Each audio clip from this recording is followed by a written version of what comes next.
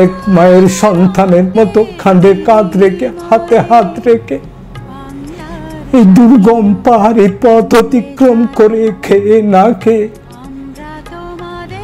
জ্বরে ভিজে রোদের শুকে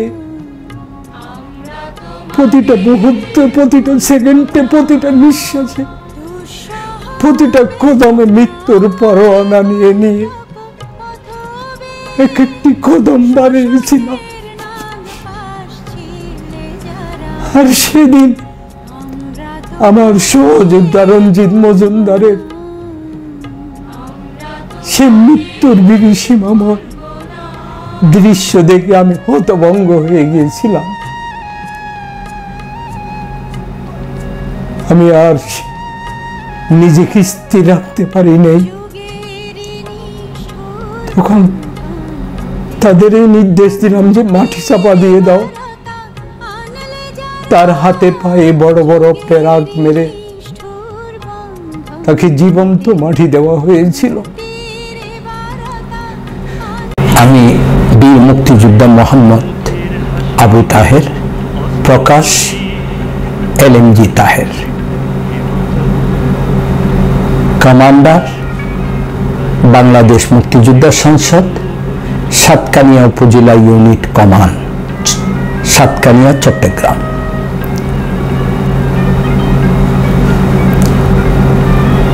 আমার বাড়ি সাতকানিয়া ৩ নম্বর ইউনিয়ন, নলুয়া, বাড়ি পূর্ব গাঠিয়াডাঙ্গা, সাতকানিয়া উপজেলা। আমি 1971-এর আগে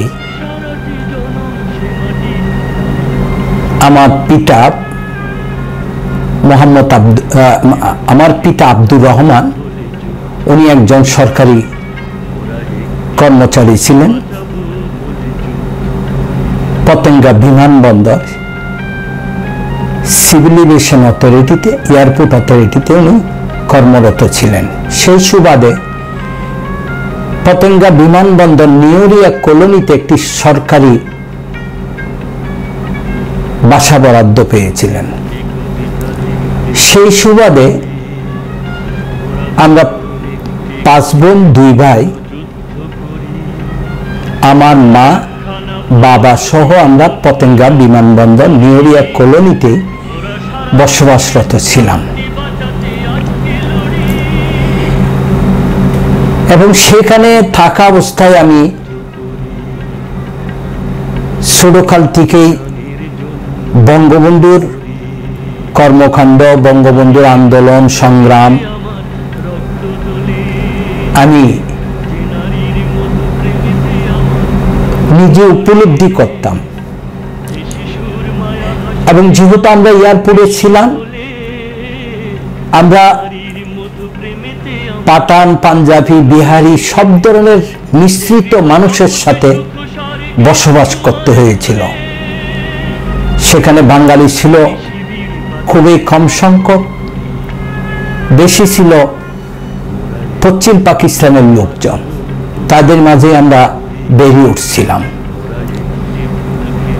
এবং প্রতিনিয়তই আমরা যখন এয়ারপোর্টে তাদের ছেলে মেয়েদের সাথে খেলতে থাকতাম, তখন তারা আমাদেরকে অকথ্য ভাষায় গালিগালাজ দিতেন এবং গা হুজুর থু সিডি দিতেন এবং চুতিয়া বাঙালি ছাড়া আমাদের সাথে কথা বলতেন না। বাঙালি যে বৈষম্যতার শিকার, এটা তখন থেকে আমি ছোটবেলার থেকেই উপলব্ধি করেছিলাম। তারপরে জাতির পিতা বঙ্গবন্ধুর যে আন্দোলন সংগ্রামের কথা যেগুলো শুনতেছি, জানতেছি, একমাত্র এই অধিকার বঞ্চিত পিছিয়ে পড়া বাঙালিকে পশ্চিম পাকিস্তানের শাসক গোষ্ঠী বাঙালি জাতিকে যে গোলামের শিকল পরিয়ে রেখেছিল, সেখান থেকে মুক্তি দেওয়ার জন্য যে বঙ্গবন্ধুর আহ্বান সেটা তখনই আমি বুঝতাম।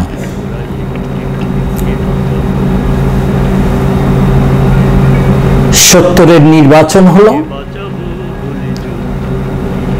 বঙ্গবন্ধুর আওয়ামী লীগ সংখ্যাগরিষ্ঠতা অর্জন করল, সরকার গঠনের ক্ষমতা পেল। কিন্তু তৎকালীন পশ্চিম পাকিস্তানের শাসক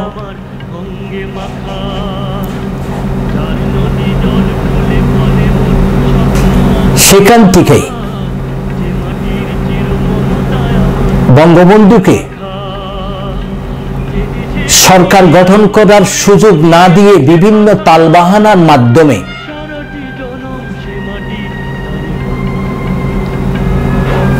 কালক্ষেপণ করতে শুরু করলেন। তখন দিন দিন পরিস্থিতি খারাপের দিকে যাচ্ছে। আমরা যেহেতু এয়ারপোর্টে ছিলাম, তখন দেখলাম পতেঙ্গা এয়ারপোর্টের রানওয়ের বাহিরে এসে সব জায়গার মধ্যে ব্যাংকার করা আরম্ভ করলো, বড় বড় গর্ত করা আরম্ভ করলো। সামরিক বাহিনীর ইপিআর এর লোকেরা। তখন একদিন আমার বাবাকে আমি প্রশ্ন করলাম যে বাবা, এখানে কেন আর্মিরা এবং ইপিআর এরা এই সমস্ত কাজকর্ম করতেছে? তখন বাবা বলছিল যে ভারতের সাথে যুদ্ধ হবে, সেই জন্য এগুলা করতেছে। আমি ছোটবেলায় বুঝতে পেরে আমি বাবাকে বলেছিলাম যে সত্যকার যুদ্ধ ভারতের সাথে হবে না, এই অস্ত্র আমাদের বুকেই ঠাক করবে। এই কথাটা আমি কিসের থেকে বলেছিলাম আমি জানি না, পরবর্তী সেটাই সত্য হলো।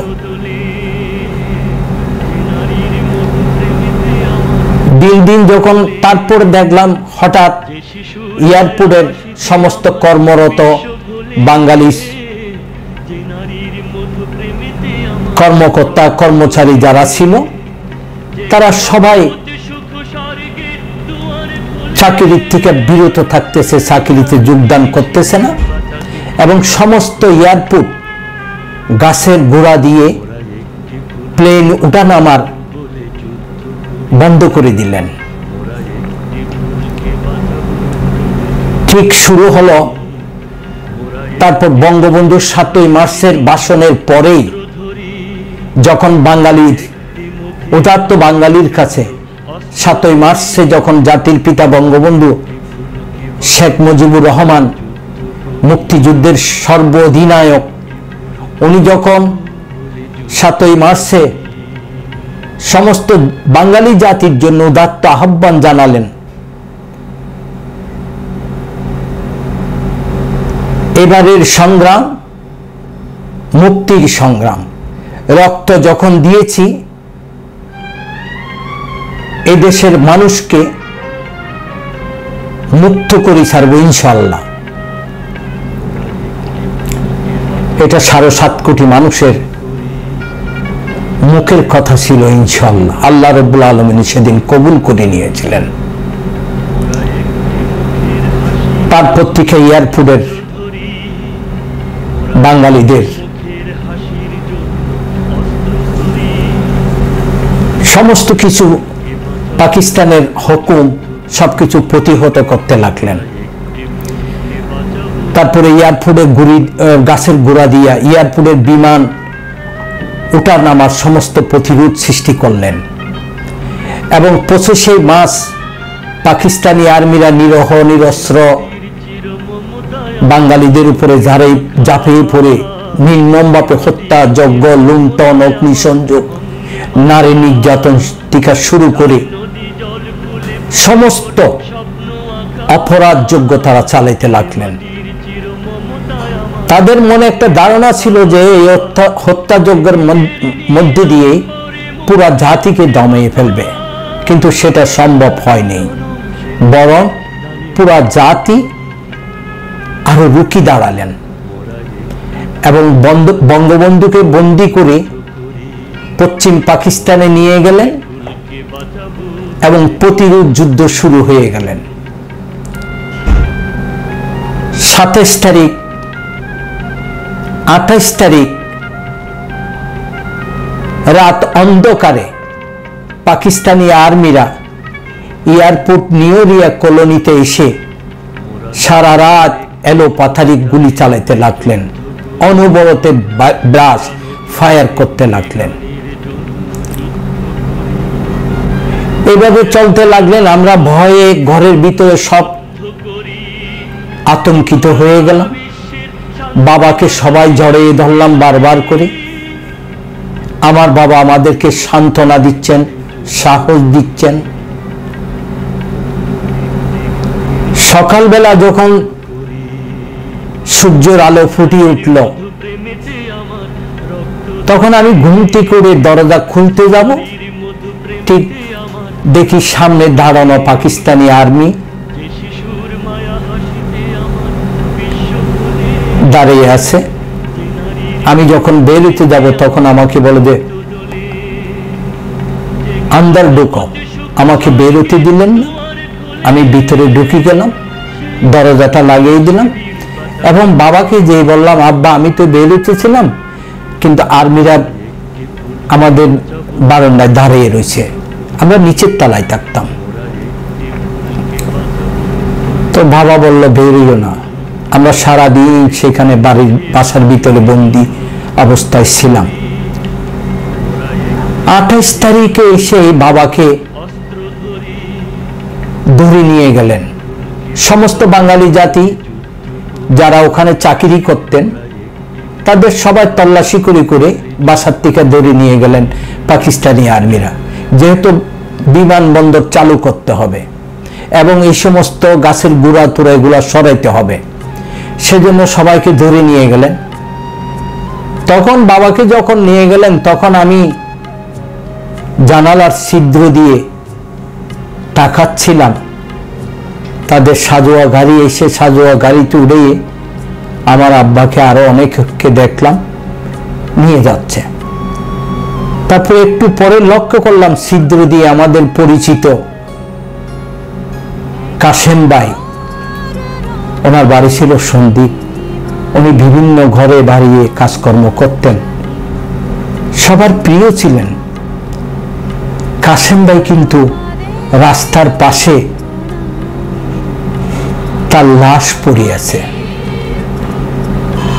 পায়ের ছিঁড়া ছিঁড়া স্যান্ডেল ক্ষয়ে যাওয়া, এক একটা স্যান্ডেল এক এক দিকে পায়ে উলট পালট করে পড়ে আছে। আমি দেখে সত্য হতভম্ব হয়ে গেলাম। একদিন 27, 28, 29 তারিখে আমার বাবাকে এসে গালিয়ে নামিয়ে দিলেন এবং বাবাকে প্রশ্ন করলাম যে বাবা দরজা খুলে। বাবা খুব ক্লান্ত। বাবার কাছে প্রশ্ন করলাম, বাবা ওই যে কাশেম ভাইকে যে গুলি করে মেরে ফেললো তাকে তো কেউ নিচ্ছে না, তার অপরাধ কি ছিল? তখন বাবা আমাকে বলল তার কোনো অপরাধ নেই, অপরাধ একটাই, সে বাঙালি, হয়তো একদিন তোমাকেও মেরে ফেলবে। এইভাবে জীবন ধারণ করাচ্ছে। এই অন্যায়, এই অত্যাচার, এই অবিচারের প্রতিবাদ করো, এখান থেকে চলে যাও। আমার আব্বা খুব ক্ষোভের সহিত এই কথাটা বলেছিলেন। আমি সেটা বুকে ধারণ করেছিলাম এবং জাতির পিতা বঙ্গবন্ধু শেখ মুজিবুর রহমানের 7ই মার্চের ভাষণ আমি সেদিন বুকে ধারণ করেছিলাম। এবং কাশেম ভাইয়ের মৃত্যু, আরো অসংখ্য মানুষের মৃত্যু আমাকে মুক্তিবাহিনীতে যাওয়ার জন্য বাধ্য করল। একদিন দেখলাম আবার বাবা বাসায় বসে আছে, সেই সময় পাকিস্তানি আর্মিদের গাড়ি এসে আমার আব্বাকে নিয়ে গেলেন। 30 তারিখ আমরা এই দৃশ্য দেখে খুব হতভম্ব হয়ে গেলাম। আমাদের একটা সংসার, আমাদের অনেকগুলা 9টার মতো গরু ছিল, হাঁস মুরগি ভরপুর আমার মা পালতেন।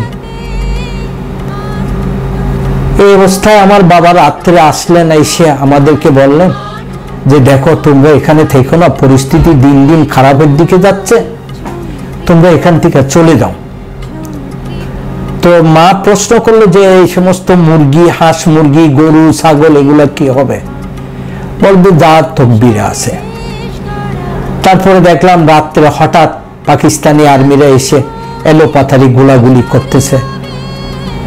সকালবেলা দরজা খুলে দেখলাম আমাদের 6টা গরুই গুলি লেগে মারা গেল, বাকি 3টা গরু ছিল। তারপর দিন শেষ হলো, রাত আসলো। রাত্রে এসে আমার বাবা আমাদেরকে বলল যা পারো তোমরা এখান থেকে নিয়ে চলে যাও। ঠিক তার কিছুক্ষণ পরেই আবার পাকিস্তানি আর্মিরা এসে বাবাকে উঠিয়ে নিয়ে গেলেন। আমরা রাত 3টার সময় মাকে নিয়ে মুরগি হাঁস ঘরের মধ্যে ছেড়ে দিয়ে, পানির টেপটা আস্তে করে অল্প অল্প পানি ছেড়ে দিয়ে, কিছু চাল তেল ছিড়িয়ে দিয়ে আমরা 2 ভাই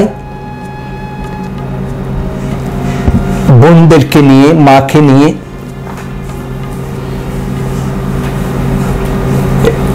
বাসার থেকে রাত অন্ধকারে বেরিয়ে 15 নম্বর কর্ণফুলীর খাড়ির মুখে আসলাম। এসে সাম্পন যুগে রাত অন্ধকারে আপনার পার হয়ে পার্কিতে উঠলাম। ওখান থেকে হেঁটে হেঁটে আমরা এই মুসলমানের মাজার হয়ে সানপুর ঘাট, সরতি বাঁশখালী সানপুর ঘাট হয়ে আমরা নানার বাড়ি হাগুরিয়াতে পৌঁছলাম। সেখানে থেকে ওই 3টা গরুই নিয়ে আসছিলাম। সেখানে আমরা কিছুদিন থাকলাম, থেকে ওখান থেকে আবার পুনরায় আমি শহরে চলে আসলাম বাবার কাছে। বাবা আমাকে ওখানে থাকতে দিলেন না, যে তুমি থাকলে তোমাকে মেরে ফেলবে, তুমি এখান থেকে চলে যাও। আমি আসার পথে আমার হাতে একটা সুলি স্পেশাল ঘড়ি ছিল। বাস যুগে যখন আসতেছি, আমার গাড়িতে বাসে আমার বাবা উঠে দিয়েছিলেন। কিছুদিন 14 নম্বর আসার পর একটা চেকপোস্ট ছিল পাকিস্তানি আর্মিদের। ওখানে যখন গাড়ি দাঁড়ালো, তখন আমার হাতের থেকে আমার ঘড়িটা খুলে নিয়ে নিয়েছিলেন পাকিস্তানি আর্মিরা। আমি খুব কান্না করছিলাম, কিন্তু তারপরও তাদের মন ঘামে নেই। আমি সেই অবস্থায় গাড়ির থেকে নেমে এই দেওয়ানাট লেনে আমি আর বাড়িতে গেলাম না। আমার এক মামা থাকতেন, মামার বাড়ি, আপন মামা না, সম্পর্কর মামা, আপনার খন্নালহাট।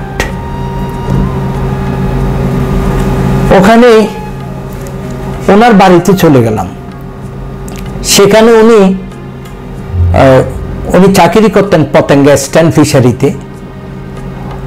ওই যুদ্ধকালীন সময় উনি চাকরিতে যোগদান না করে উনি বাড়িতে এসে একটা দোকান,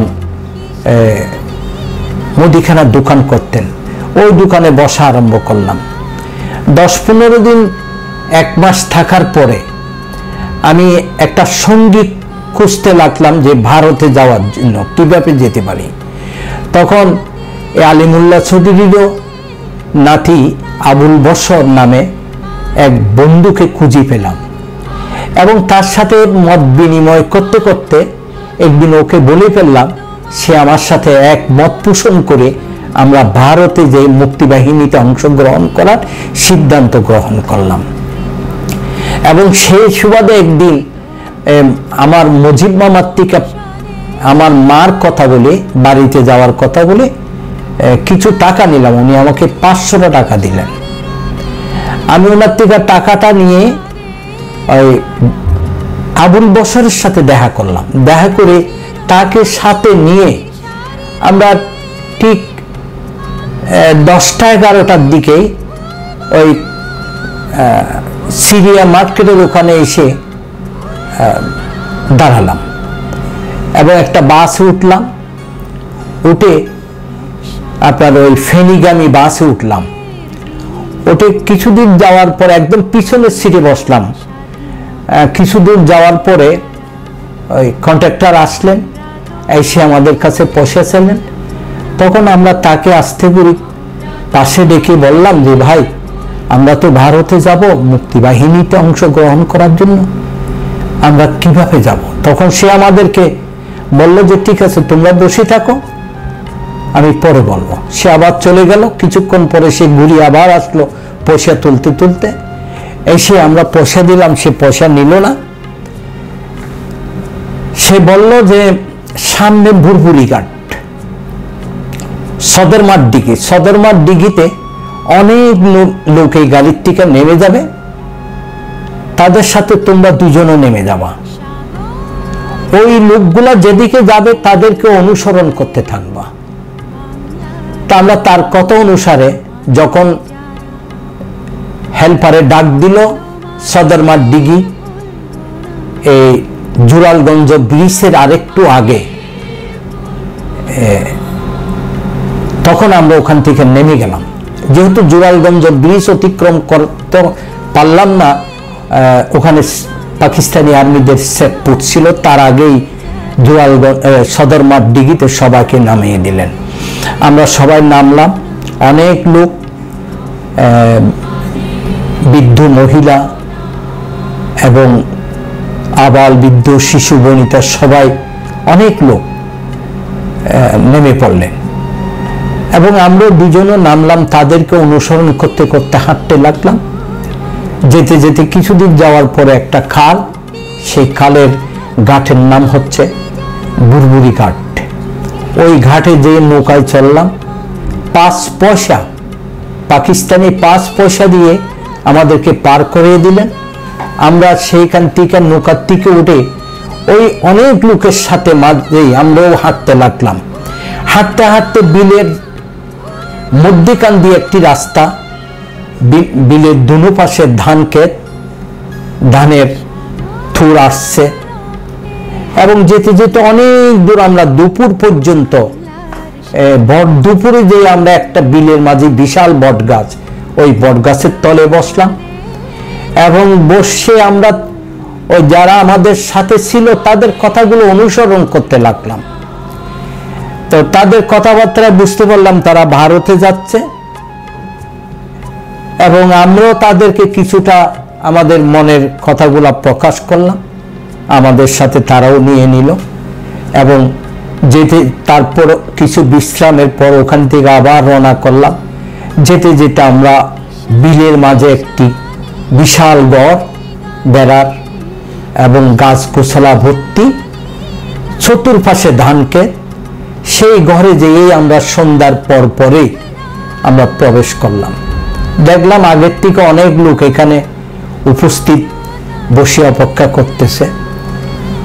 তো তখন ওখানে উপস্থিত হয়ে বুঝতে পারলাম এটাই যে বর্ডারে যারা পার করে দেবে তাদের বাড়ি।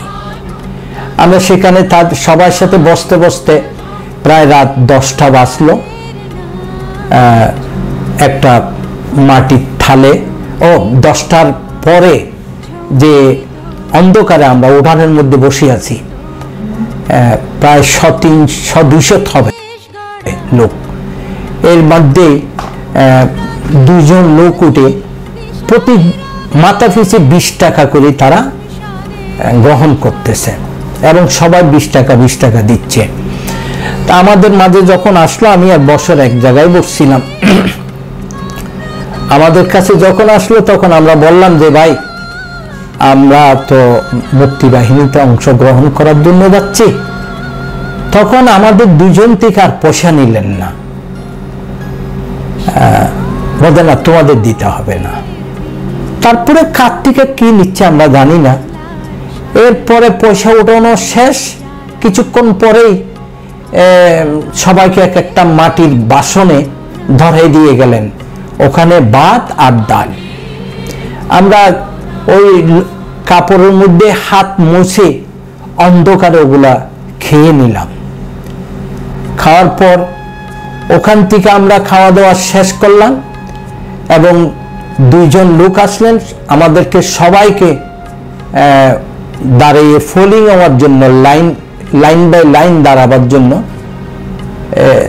নির্দেশ দিলেন। আমরা সে অনুপাতে লাইন ধরেই দাঁড়ালাম এবং সবাইকে বলল যে আমরা কিছু দিক নির্দেশনা দেব আপনাদের, আপনারা এগুলো একটু শুনেন, যেহেতু আমরা কিছুক্ষণের মধ্যেই বর্ডারের দিকে অগ্রসর হব, বর্ডার অতিক্রম করব। তখন ওনারা বললেন আমাদেরকে যে আমরা এখান থেকে আধা কিলোমিটার পর শ্রীনগর বর্ডার, আমরা শ্রীনগর বর্ডার দিয়েই আমরা বর্ডার অতিক্রম করব। তো আপনারা যাদের সাথে ডেকসি, থালা, বাসন আছে, বস্তা আছে, আপনারা খুব সতর্কভাবে নেবেন, কোনো রকমের যেমন শব্দ না করে এবং নিচে না পড়ে যায়। যেহেতু আমরা ঢাকা ট্রাঙ্ক রোডে যখন উঠব তখন অত্যন্ত বিপজ্জনক পরিস্থিতি হবে এটা। আর আমরা ছোট আইল দিয়ে হাঁটবো, দুনো পাশে ধান ক্ষেত, আপনার সিনা সমান হয়েছে ধান ক্ষেত, থুর আসছে, ফিটফিট একটু একটু বৃষ্টিও হচ্ছে, যে কোনো কোনো জায়গায় ছোট আইলের মধ্যে পানি থাকবে, আপনারা পানির মধ্যে পা খাড়া করে এড়ে মারবেন, পানিয়ে যেমন শব্দ না হয়। কেউ বিড়ি ধরাবেন না, কেউ ম্যাচ মারবেন না, কেউ টর্চলাইট জ্বালাবেন না, এবং যাদের লুঙ্গি পরা আছে তারা কাঁচা দিয়ে দেন, আর যাদের শার্ট তার পরনে আছে তারা খুলি পেলাম।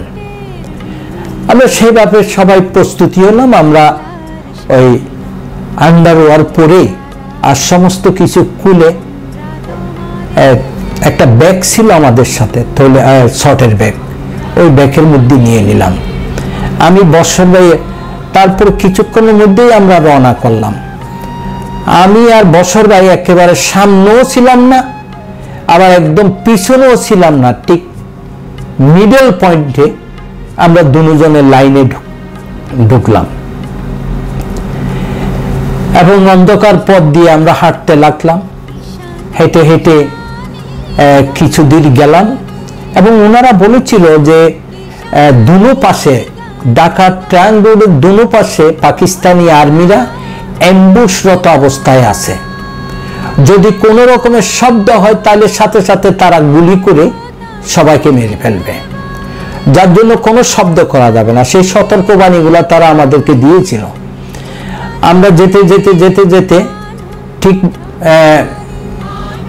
বোধহয় শতাধিক মানুষ ওপারে ঢুকে গেছে।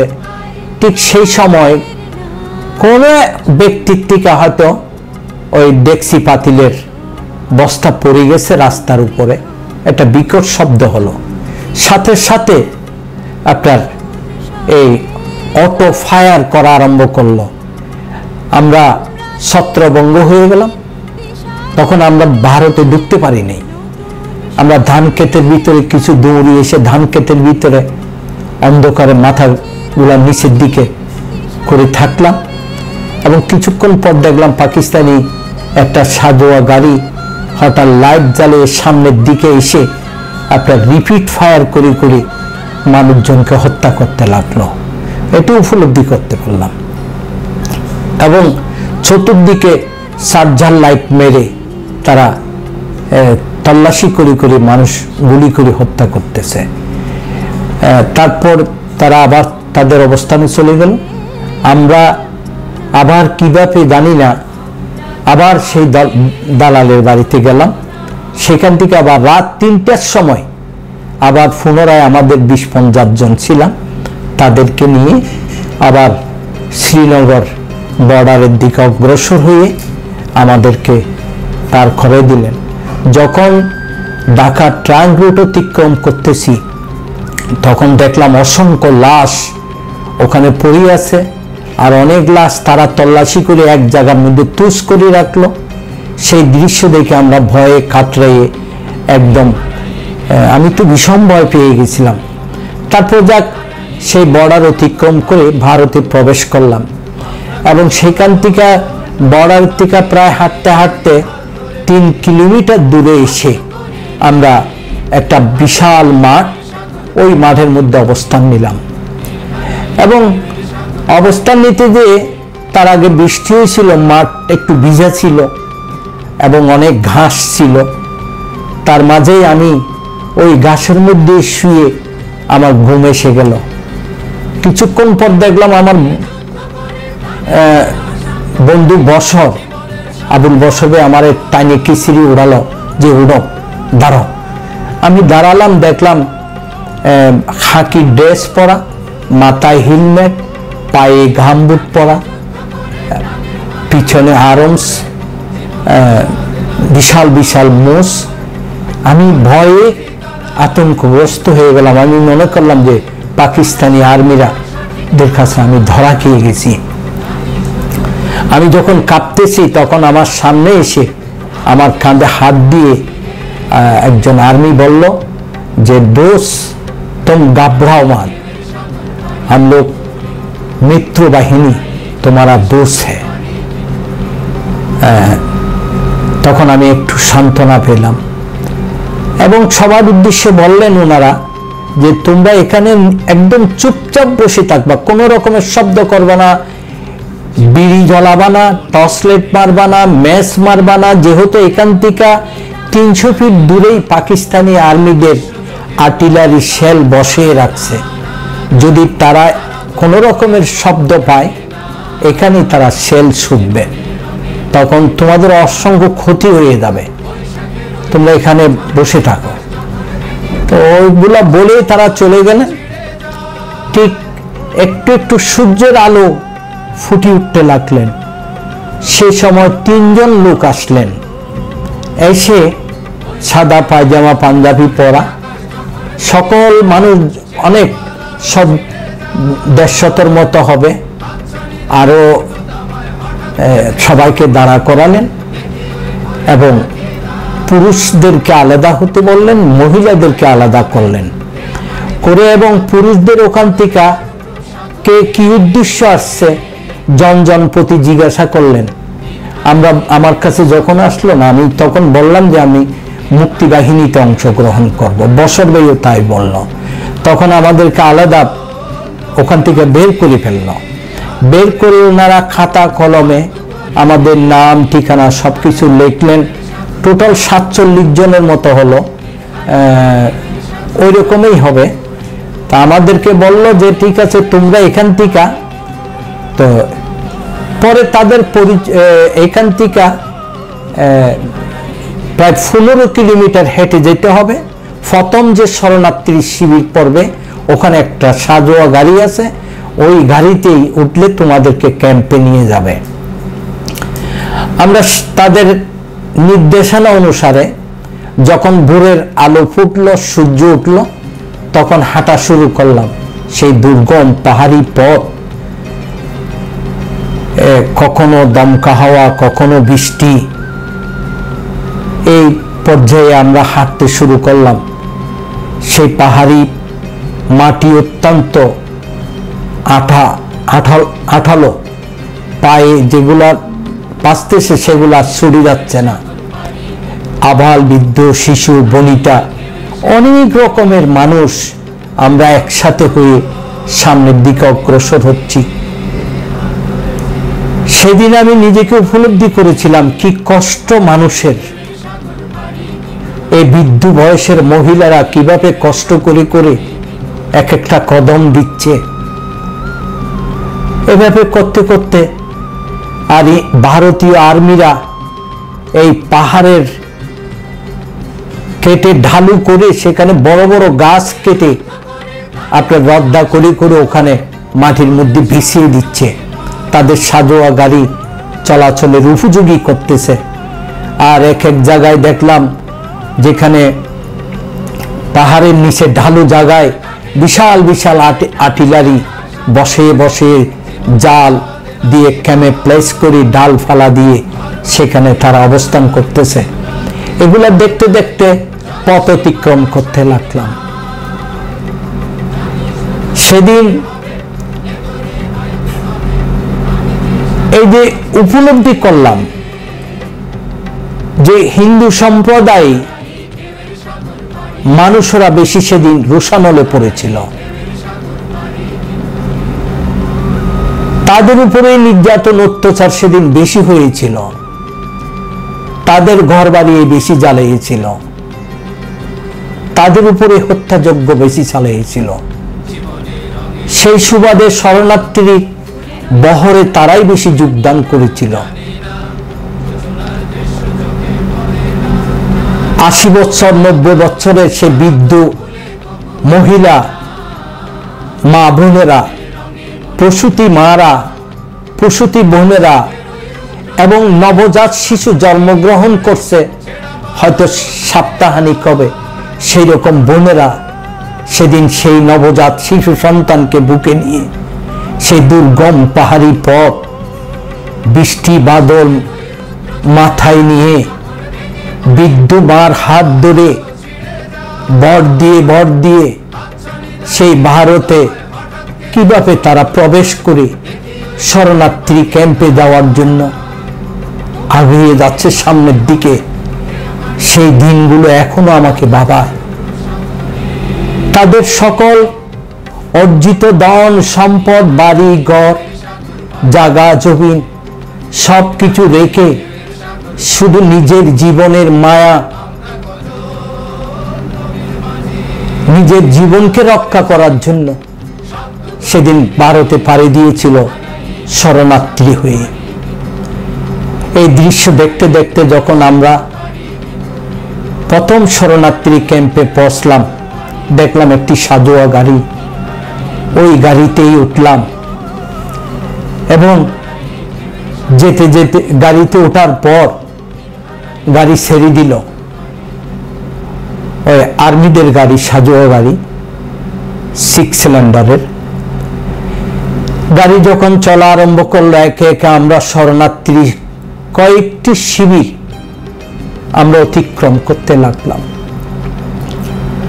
সাজোয়া গাড়ির শব্দ শুনে রাস্তার দুই ধারে অবস্থানরত সেই শরণার্থীদের আবাল বৃদ্ধ শিশু বনিতা যখন বেরিয়ে এসে আমাদের গাড়িকে দেখে জয় বাংলা করে স্লোগান দিচ্ছিল, তখন আমরা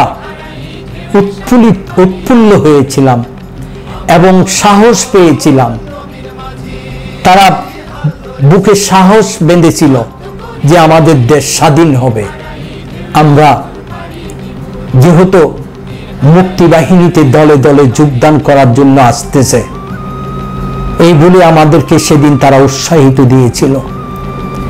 এভাবে কয়েকটি শরণার্থীকে অতিক্রম করে আমরা 1 নম্বর সেক্টর হরিণা ত্রিপুরা এসে গাড়ির থেকে নামলাম। নেমে দেখলাম বাসের কুঞ্চি দিয়ে ঘেরাও করা, সেই একটি বাঁশ দিয়ে গেট নির্মাণ করছে, সেরকম কোনো গেট না, একটা বাস ওঠানামা করে গাড়ির থেকে নামে সেখানে প্রবেশ করলাম। প্রবেশ করতেই বাম পাশে আরেকটা ঘেরা দেওয়া পার্টিশন দেখলাম। সেখানে একটু উপরে উঠতেই দেখলাম বাম পাশের ওটাতেই একটা গেট আছে, ওই বাঁশের কুঞ্চি দিয়ে তৈরি করা। একটা বাস উপরের দিকে উড়িয়ে দিলেন, আমরা ভিতরে প্রবেশ করলাম। প্রবেশ করে একটা ছোট্ট অফিস করে আমরা সামনে দাঁড়ালাম এবং তার পাশে একটা মাইক বাঁশের মাথায় বেঁধে দিয়েছে। সেখানে জাতির পিতার 7ই মার্চের ভাষণ, কবি নজরুল ইসলামের বিদ্রোহী কবিতাগুলো আবৃত্তি করতেছে। পরে আমরা অফিসে ঢুকে দেখলাম যে আমাদেরকে যারা রিসিভ করছে তারাই ওই অফিসে এসে আমাদেরকে আবার রিক্রুট করে নিচ্ছে। পরে তাদের পরিচয় পেলাম। একজন হচ্ছেন হাশেম ভাই, আরেকজন হচ্ছেন যতীন্দ্রনাথ প্রসাদ মন্টু ভাই, মিরাসরাই বাড়ি। আরেকজন হচ্ছেন এই মহিউদ্দিন রাশেদ, ওনার বাড়ি মিরাসরাই। এরা তিনজনে আমাদেরকে বর্ডারের থেকে আলাদা করে রিসিভ করেছিল। আর এখানে এসেও তারা আমাদেরকে খাতা কলম নিয়ে রিক্রুট করে নিচ্ছে। এবং রিক্রুটের পরে কয়েকজনকে সন্দেহজনকভাবে তারা আলাদা করলেন। তাদের পরিচয়টা একটু সন্দেহজনক লাগছে, তাদেরকে আর রিক্রুট করলেন না। পরে তাদের উপর অনেক টর্চারও করছিল আমাদেরকে। তখন ওটা হচ্ছে ইউথ ক্যাম্প, আমরা যেখানে ঢুকলাম ওটা ইউথ ক্যাম্প। ইউথ ক্যাম্পে আমরা রিক্রুট করে আমাদেরকে, আমি বশর ভাইকে আরো কয়েকজনকে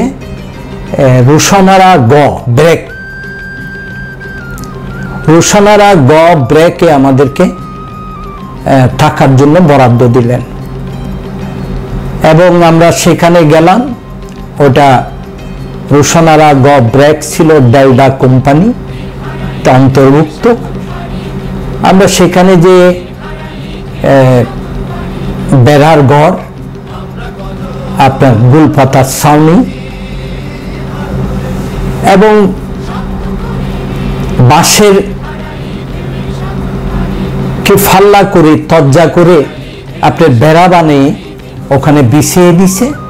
মধ্যেখানে রোড, দুই পাশে বাঁশের তজ্জা বিছিয়ে দিছে। সেখানে শোয়ার ব্যবস্থা। আমাদের একটি গুলি কম্বল দিলেন এবং বালুশের বদলে ইট, ওই কম্বলটা দিয়ে ফেঁসিয়ে থাকার ব্যবস্থা। আমরা সেখানে একদিন দুদিন অবস্থান করার পর তো একটু তারপরের দিন আমরা এদিক ওদিক একটু হাঁটাহাঁটি করলাম। এবং ওখান থেকে বেরিয়ে একটু উপরের দিকে আসলেই ওটা হচ্ছে আর্মি ক্যাম্প। ওখানে আর্মি ক্যাম্পের ভিতরে একটা দোকান ছিল, সার দোকান, হাসেম ভাইয়ের দোকান। ওই সার দোকানে এসে পরোটা, চিনি দিয়ে পরোটা খেতাম। ঠিক 2-3 দিন পর আমাদের আর্মি ক্যাম্পে নিয়ে গেলেন। ওখানে গ্রুপ ওয়াইজ প্রশিক্ষণের ব্যবস্থা করলেন। আমাদেরকে প্রথমে রাইফেল, স্ট্যান্ড গান এগুলো প্রশিক্ষণ দিতে লাগলেন। খোলা বাঁধা এগুলা, তারপরে ফিটি করে তো, এবং যুদ্ধের রণকৌশল আমাদেরকে আয়ত্ত করতে লাগলেন। এভাবে কিছুদিন চলার পর 10-12 দিন বোধহয় এভাবে প্রশিক্ষণ নিলাম। তারপরে একদিন হঠাৎ দুপুরবেলা আমাদেরকে ওশেল বাজিয়ে আপনার আর্মি ক্যাম্পে সমাবেত করলেন। আমরা সবাই গেলাম। ওখানে ওঠার পরে সবাই হাফ প্যান্ট পরা, গেঞ্জি পরা অবস্থায়, এবং প্রশিক্ষণে যে ব্যাপারে আমরা প্রস্তুতি নিয়ে যাই সে ব্যাপারে আমরা গ্রাউন্ডে গেলাম আর্মি ক্যাম্পের উপরে। ওটা আরেকটু ইউথ ক্যাম্পের থেকে আরেকটু উপরের দিকে। ওখানে যাওয়ার পরে ওখানে আমাদেরকে থানা ওয়াইজ, যেটা 1 নম্বর সেক্টর ছিলেন আপনার আপ টু ছাগলনাইয়ার থেকে পুরো চট্টগ্রাম, পার্বত্য চট্টগ্রাম, টেকনাফ থেকে শুরু করি পুরো চট্টগ্রামের আওতাধীন 1 নম্বর সেক্টর। তো 1 নম্বর সেক্টরে যখন ওটা ওখানে আমরা উপরে উঠালাম, ওটাই যখন আমরা থানা ওয়াইজ দাঁড়া করালো। তো দেখলাম এক এক থানায় 50 জন, 20 জন, 10 জন। আমরা সাতকানিয়াতে ছিলাম বোধহয় 6 জনের 7 জন, এবং মিরাসরাইতে ছিল প্রায় 5 লাইন, আর কোনো থানায় একটা লাইনও পুরায় নেই। মিরাসরাইতে সর্বাধিক মুক্তিবাহিনীতে যোগদান করছে, সেদিন আমি সেটা উপলব্ধি করতে পারলাম। এবং পরবর্তী সময়ে এসে আমাদেরকে আর্মিরা ওই বাছাই করি আলাদা করে ফেললেন, এবং সেখানে আমাকেও নিলেন, আমার বসর ভাইকেও নিলেন। তারপরে আমাদের সাতকানিয়ার আবুল বসর, তারপরে মঞ্জু ভাই মিটার কিলের, আমরা সাতকানিয়ার 3 জনেই রিক্রুট হলাম। এ ব্যাপারে প্রায় 200-র মতো নিয়ে আলাদা করে ফেললেন। বাকিদেরকে বললো যে তোমরা তোমাদের ব্যাকে ফিরে যাও। ওরা চলে গেলেন। আমরা ওখানে অনেকক্ষণ অপেক্ষা করার পর আমাদের নাম ঠিকানা সব লেখলেন। লেখার পর আমাদেরকে পুনরায় ব্রেকে চলে যেতে বললেন। ঠিক রাত 8টার সময়, 7টার সময় আমাদেরকে খাবার টাবার দিয়ে দিলেন। 8টার সময় আবার আমাদেরকে গ্রাউন্ডে আনলেন। আনার পরে সেখান থেকে আবার আমাদেরকে সাজোয়া গাড়িতে করে প্রায় রাত 12টার দিকে রওনা করলেন। কোথায় যাচ্ছে না যাচ্ছে সেটা আমরা জানি না। এবং সারা রাত দুর্গম পাহাড়ি পথ অতিক্রম করে গাড়ি চলতে লাগলেন। আমরা ভোর 5টার দিকে সেই গাড়ির থেকে নামলাম। একটি নতুন জায়গা নেমে আমরা পাশে বেড়ার ঘর, সনের সানি, নতুন নতুন ব্রেক, ওখানে আমরা প্রবেশ করলাম। প্রবেশ করার পরে ওখানে বাক করে ফেললেন কে কোন ব্রেকে যাবে। সেই ব্যাপারে আমরা ওখানে দিয়ে অবস্থান করতে লাগলাম। তা আমাদেরকে খাবার দাবার দিচ্ছে, এবং সকাল হলে আমাদেরকে ফিটি করাচ্ছে, সন্ধ্যার সময় ফিটি করাচ্ছে। 1 দিন 2 দিন 3 দিন 5 দিন হলো, কিন্তু আমাদেরকে অস্ত্র প্রশিক্ষণ দিচ্ছে না। আমরা এই মত অবস্থায় আমরা হাঙ্গার স্টেক করলাম। ওই জায়গাটা ছিল, পরবর্তী সময়ে আমরা ওই অবস্থানের পুরা পরিচয়টা পেলাম। ওটা হচ্ছে উদয়পুর শহরের থেকে আরো 3 কিলোমিটার ভিতরে পালাতোনা ক্যাম্প, যুব প্রশিক্ষণ ক্যাম্প। ওটা চার্জে ছিল ক্যাপ্টেন সূর্যত আলী বাংলাদেশি, এবং ভারতীয় যে দায়িত্বপ্রাপ্ত ছিলেন ক্যাপ্টেন ধর। এই দুজনেই এই ক্যাম্পের দায়িত্ব ছিলেন।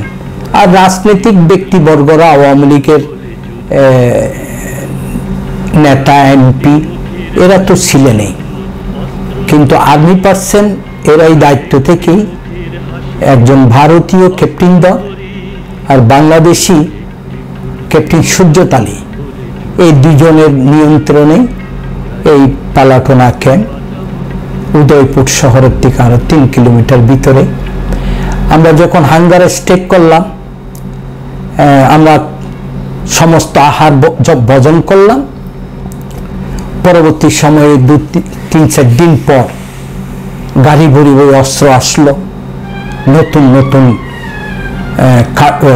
গাছের বক্স করে আমরা সেগুলো নামালাম, এবং গ্রিসের মাখানো ছিল সেগুলো পরিষ্কার করলাম।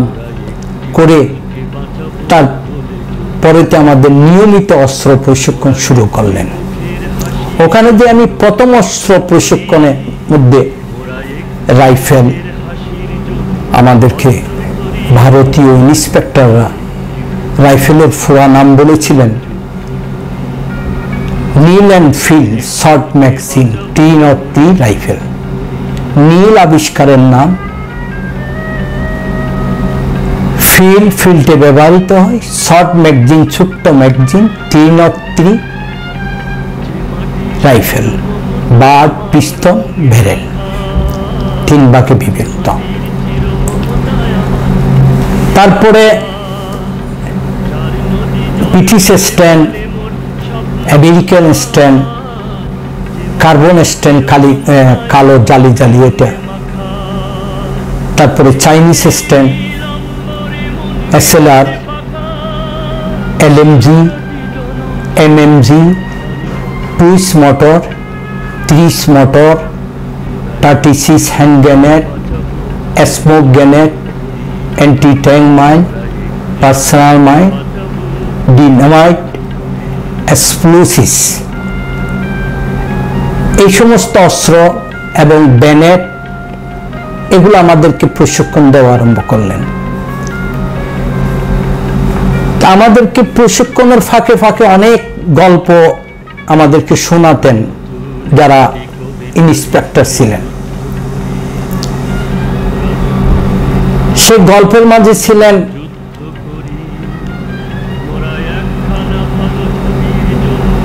যে পাকিস্তানি আর্মিরা দুর্ধর্ষ সাহসী। ভারতীয় ইন্সপেক্টররা বলতেন যে अमेरिका का हथियार, भारत का ऑफिसर, पाकिस्तान का सोल्जर, ये 3 से 1 होगा तो सारा दुनिया का साथ लड़ नहीं सकेगा। ওটার বর্ণনা দিয়েছিল আমাদেরকে।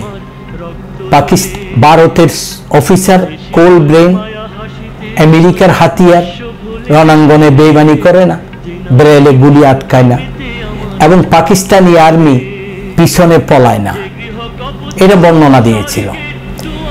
এবং এটাও বর্ণনা দিয়েছিল যে তোমরা এটা কখনো মনে করো না যে তুমি 10 জন শত্রুকে মেরে তুমি নিজেই মরে যাবা না, তোমার জীবিত থাকতে হবে, তোমার স্বাধীনতা দেখতে হবে।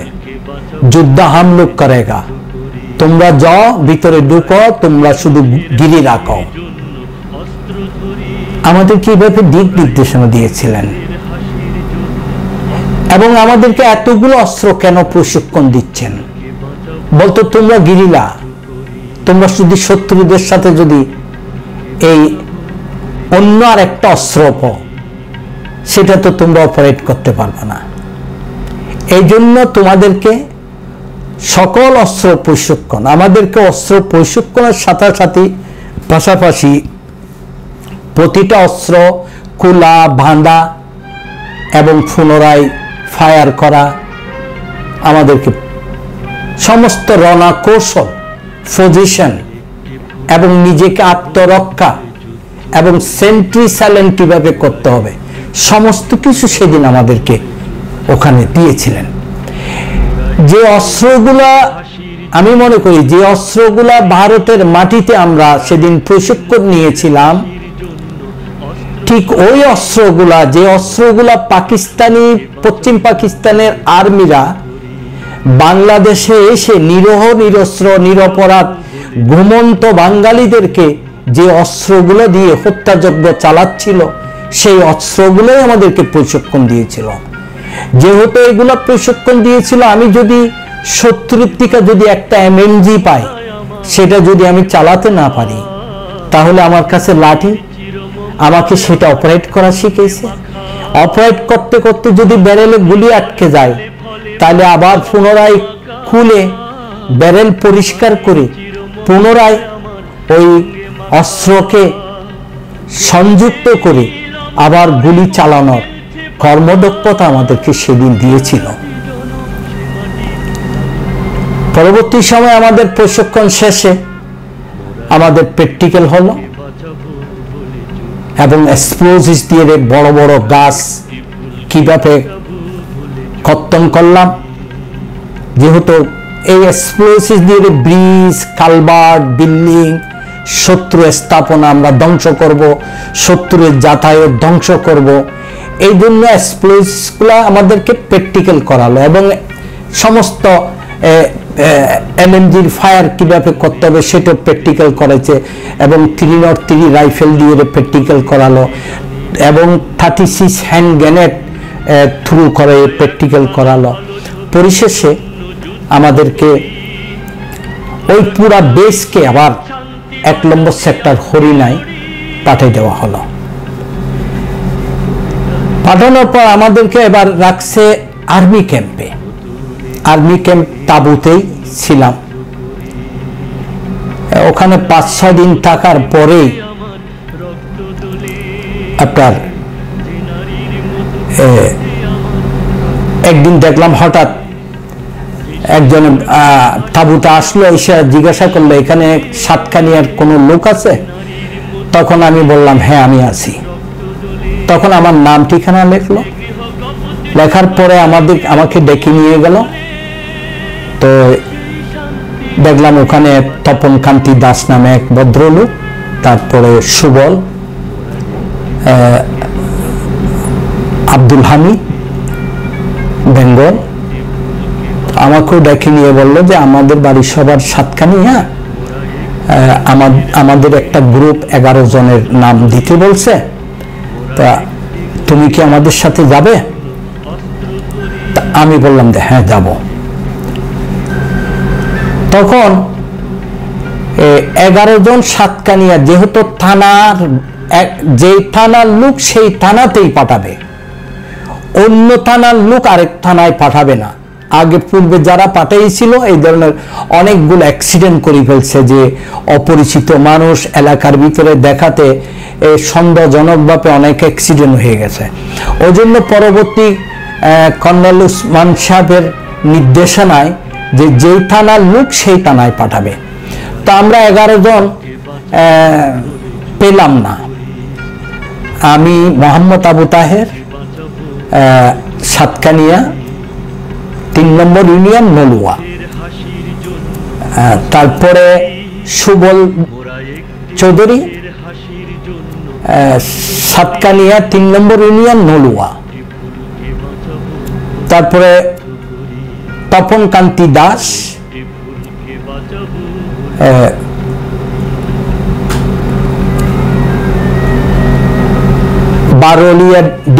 বারোলিয়া কলেজ সাতকানিয়া চট্টগ্রাম, আব্দুল হামিদ বেঙ্গল বারোদুলা সাতকানিয়া চট্টগ্রাম,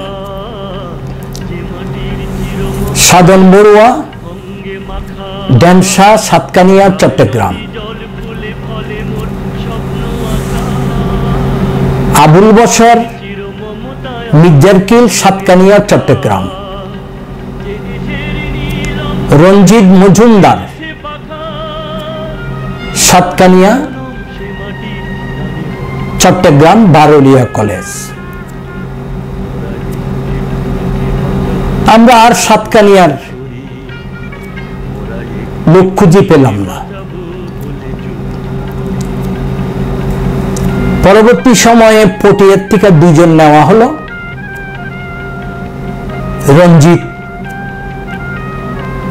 মুজাফফরাবাদ, রঞ্জিত মল্লিক চৌধুরী, আরেকজন বাবুল দত্ত মুজাফফরাবাদ,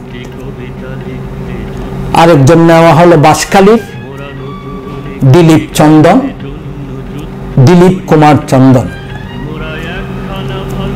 দিলীপ কুমার বিশ্বাস বাঁশখালী। আরেকজন নেওয়া হলো বড়ৈতলী হারবান ফরিমল বড়ুয়া। টোটাল আমরা 11 জন। একটা তালিকা পেশ করা হলো।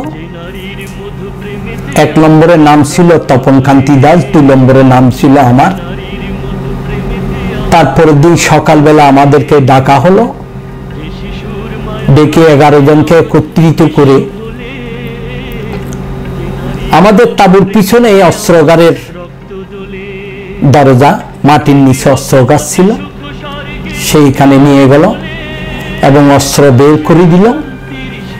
তপন কান্তি দাসকে 85 নম্বর FF সেক্টর নম্বর 1 ভারত গ্রুপ কমান্ডারের দায়িত্ব দেওয়া হলো এবং মোহাম্মদ আবু তাহের 85 নম্বর গ্রুপ FF সেক্টর নম্বর 1 ভারত 2IC ডেপুটি কমান্ডার হিসেবে দায়িত্ব দেওয়া হলো।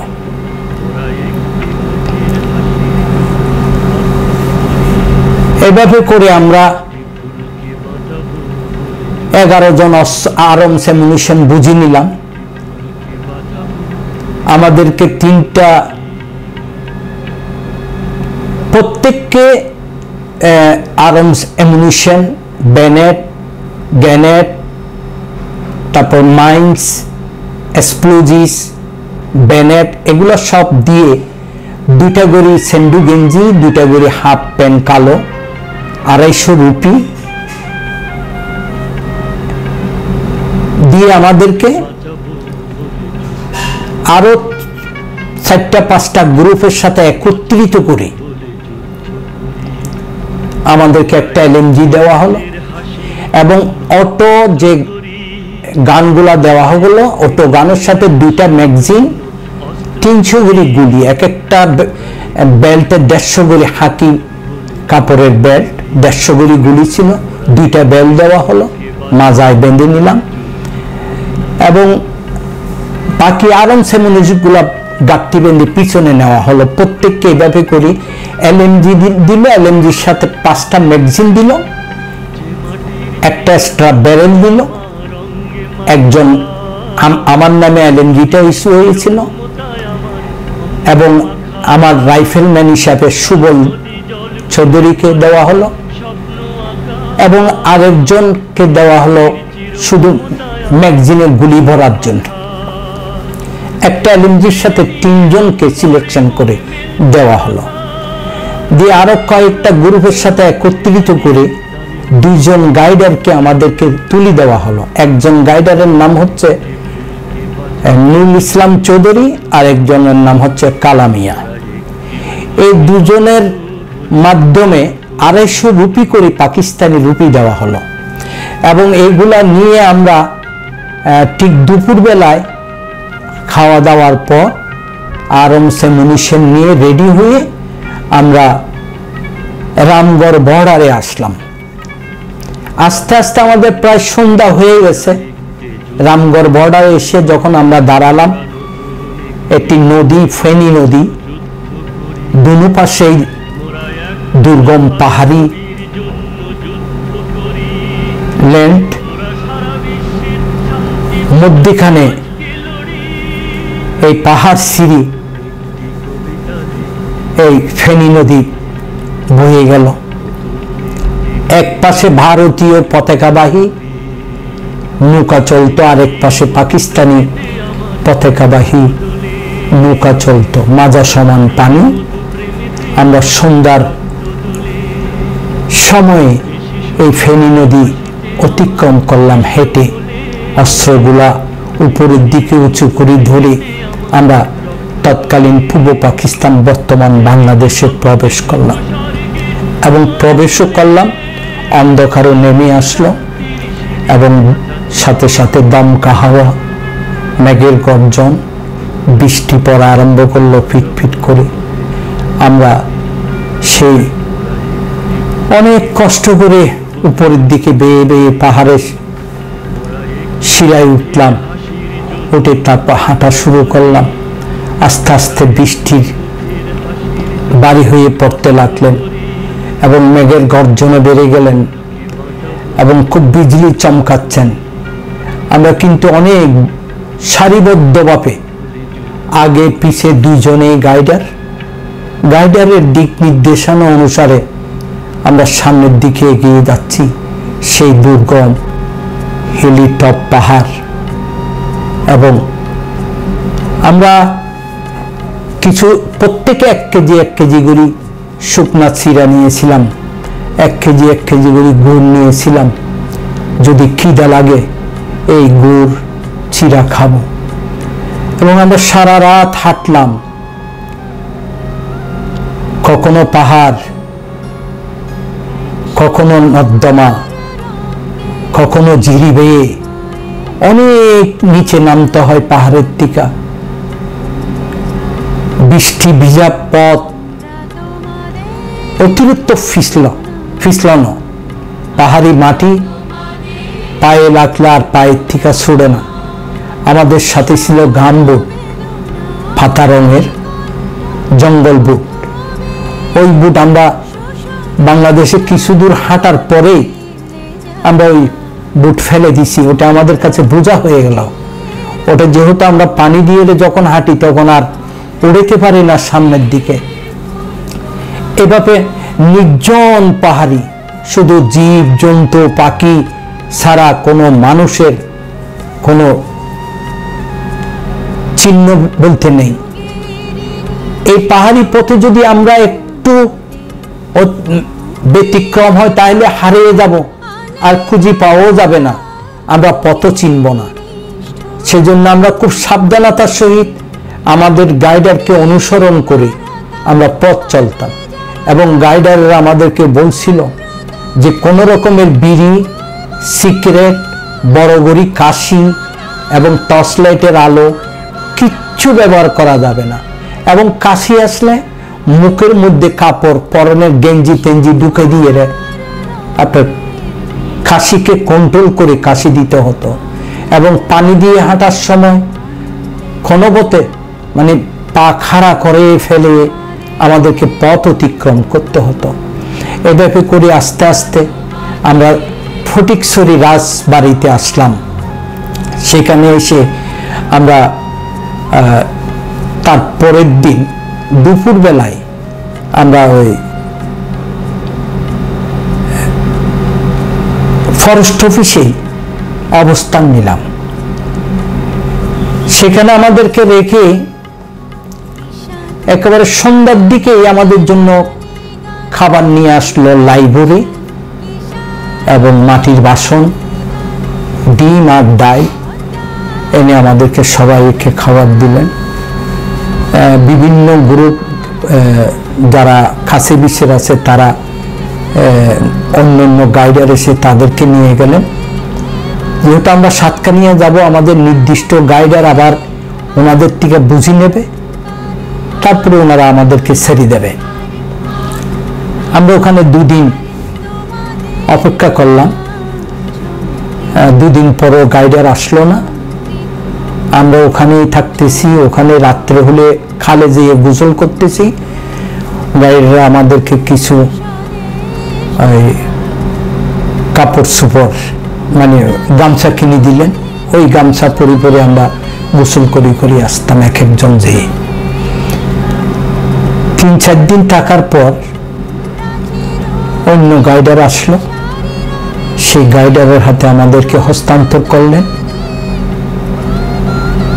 তারপর ওখান থেকে রাত 10-11টার দিকে আমাদেরকে নিয়ে রওনা করলেন।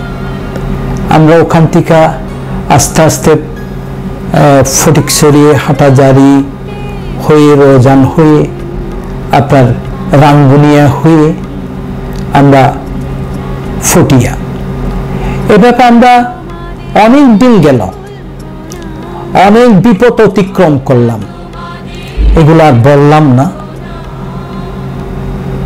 আমরা যেহেতু আমাদের নির্দিষ্ট ঠিকানা আমাদের সাতকানিয়া, আমরা 1 নম্বর সেক্টরের থেকে আমাদেরকে পাঠানো হয়েছিল সাতকানিয়ার প্রথম গ্রুপ হিসাবে।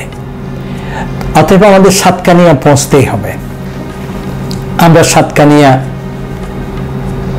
যাওয়ার আগেই পটিয়া আমরা সেনের বাড়িতে, বোয়ালহালি সেনের বাড়িতে একদিন অপেক্ষা করছি। সেনের বাড়ির থেকে আবার গাইডারের মাধ্যমে আমরা পটিয়া সেনের বাড়িতে আসলাম। সেখানে আমরা 2 দিন অবস্থান করছি। 2 দিন অবস্থানের পরে আমাদেরকে নিতে আসলেন বরকল, ফটিয়া শাহজাহান ইসলামাবাদীর লোকজন নিতে আসলেন। রাত অনুমানিক 11টার দিকেই আমাদের গাইডার 2 জন লোক নিয়ে প্রবেশ করলেন। একজনের নাম হচ্ছেন ফেরদৌস হোসেন খান, আর একজনের নামটা আমার ঠিক স্মরণ নেই। ফেরদৌস হোসেন খান আমাদের সাথে পরিচয় করালেন পরে আমাদের সমস্ত দায় দায়িত্ব ফেরদৌস হোসেন খান আরেকজন ছিলেন তার সাথে, তাদেরকে আমাদের বুঝিয়ে দিলেন। উনি ওখান থেকে চলে গেলেন এবং রাত 12টার সময় আমরা খাওয়া দাওয়া করে শ্যামের বাড়ির থেকে বরকলের উদ্দেশ্যে রওনা করলাম। এবং এই রাত অন্ধকারে আমাদেরকে কিছুক্ষণ সাম্পন যুগে, কিছুক্ষণ নৌকা যুগে করে এভাবে পথ চলে আমরা ভোর 5টার দিকে এই বরকল শাহজাহান ইসলামাবাদী ভাইয়ের বাড়িতে এসে উপস্থিত হলাম।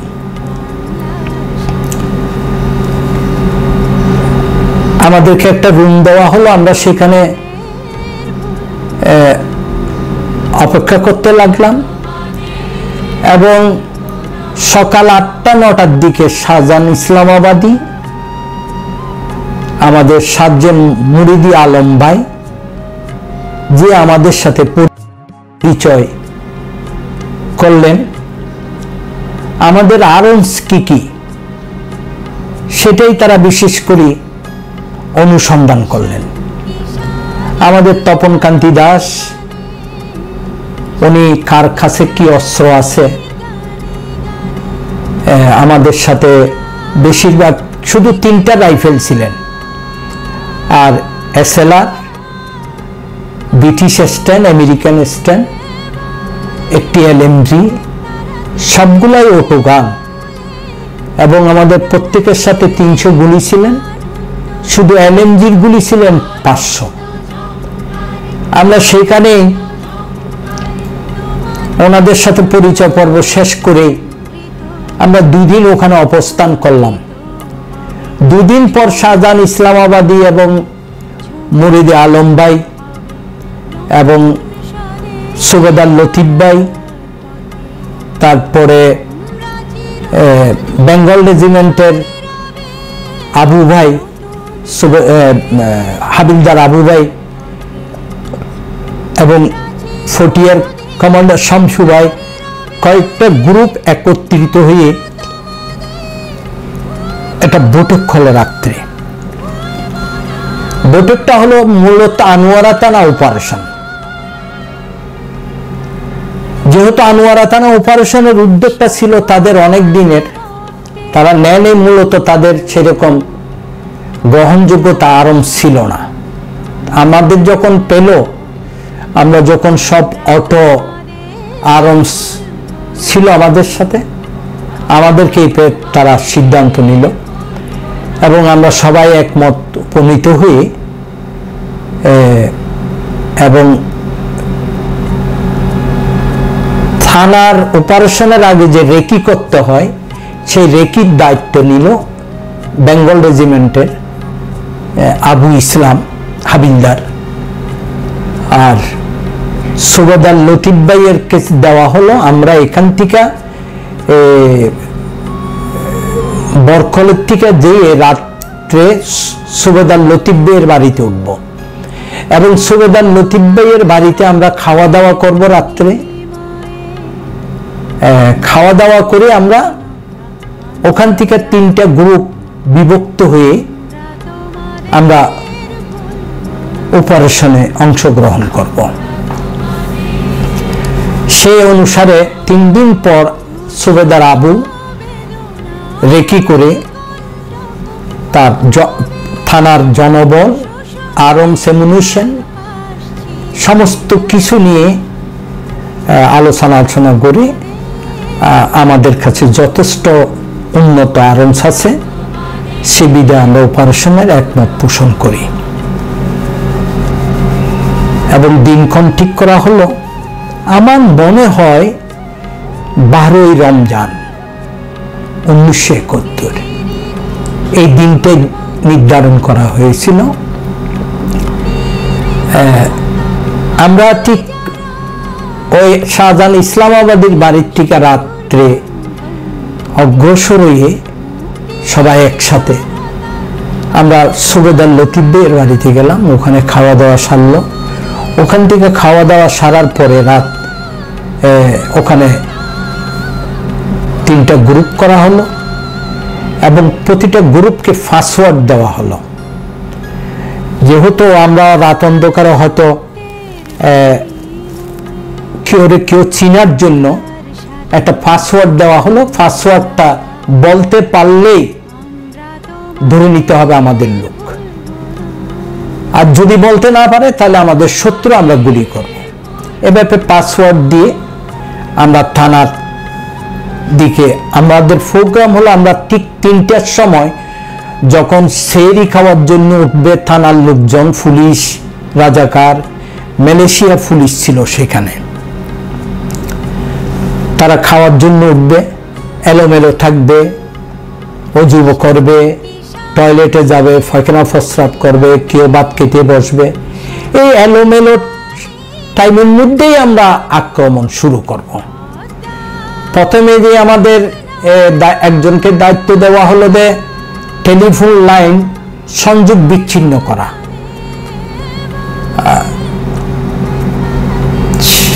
সে যখন সংকেত দেবে টেলিফোন লাইন বিচ্ছিন্ন হয়ে গেছে, তখন আমরা ফায়ার শুরু করব। আমরা দুই দিক থেকেই অ্যাটাকটা করব।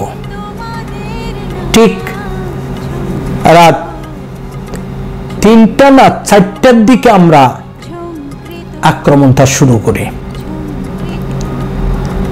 প্রথমে এলএমজি এবং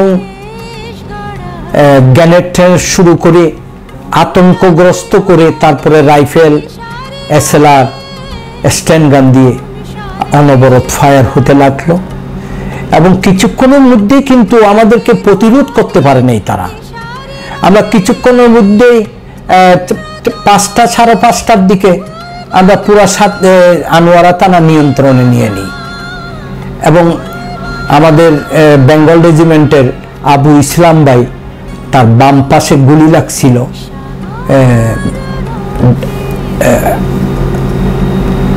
হাতে, বাম পাশের হাতের মধ্যেই আপনার গুলিটা লাগছিল, বেশি আঘাতপ্রাপ্ত হয়েছিল না। তারপর একজন রাজাকার কমান্ডার যে গুলিটা করছিল, সেই রাজাকার কমান্ডার ওই স্কুলের বেঞ্চের মধ্যে নিচে শুয়েতে এক অবস্থায় আবু ভাই স্কুলে ঢুকে গেছে, সেই সময় গুলিটা করছে। পরবর্তী সময় আমরা ওই রাজাকার কমান্ডারকে ধরছি, ধরে সে আমাদের থেকে ছুটে ওই আনোয়ারা থানার মধ্যেখানে একটা ডিগি আছে, ওই ডিগিতে লাফ দিয়ে পড়ল। সাথে সাথে ওই আবু ভাইয়ের কাছে চাইনিজ স্ট্যান্ড গান ছিল, ওই স্ট্যান্ড গান দিয়ে ফায়ার করলো, আর তার পানির উপর দিয়ে রক্ত বক বক করে ভেসে উঠল। তখন আমরা ধরে নিলাম সে মারাই গেছে।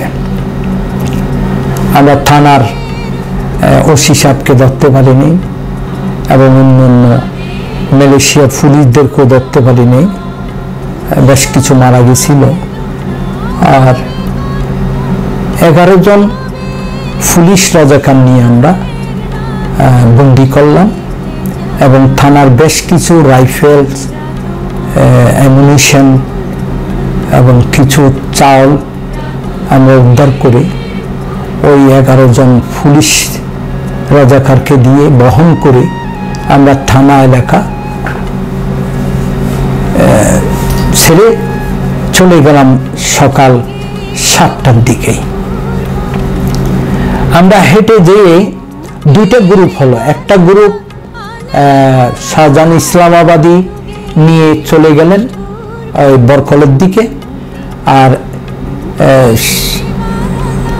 সার্জেন্ট নুরুদি আলম ভাই আমাদেরকে নিয়ে ওই 11 জন পুলিশ রাজাকারকে নিয়ে বলতলি প্রথমে উঠলো, আমাদেরকে নিয়ে, ওদেরকে নিয়ে ওই সানপুর কুন্ডুরুরো পাহাড়, সানপুর ঘাট অতিক্রম করে কুন্ডুরুরো পাহাড়ে, ওখানে আমরা ঘন্টা 2 একটু নিরিবিলি অপেক্ষা করে আমরা ওখান থেকে নেমে আপনার একটা হিন্দু বাড়ি বলতলি প্রবেশ করলাম এবং ওখানে থেকে আমরা দুপুরবেলা খাওয়া দাওয়া করলাম। ঠিক আসরের টাইমে বৃষ্টি আরম্ভ হলো প্রচন্ড বেগে বৃষ্টি আরম্ভ হলো। এই বৃষ্টি শুরু হলো আর বৃষ্টি থামলো না।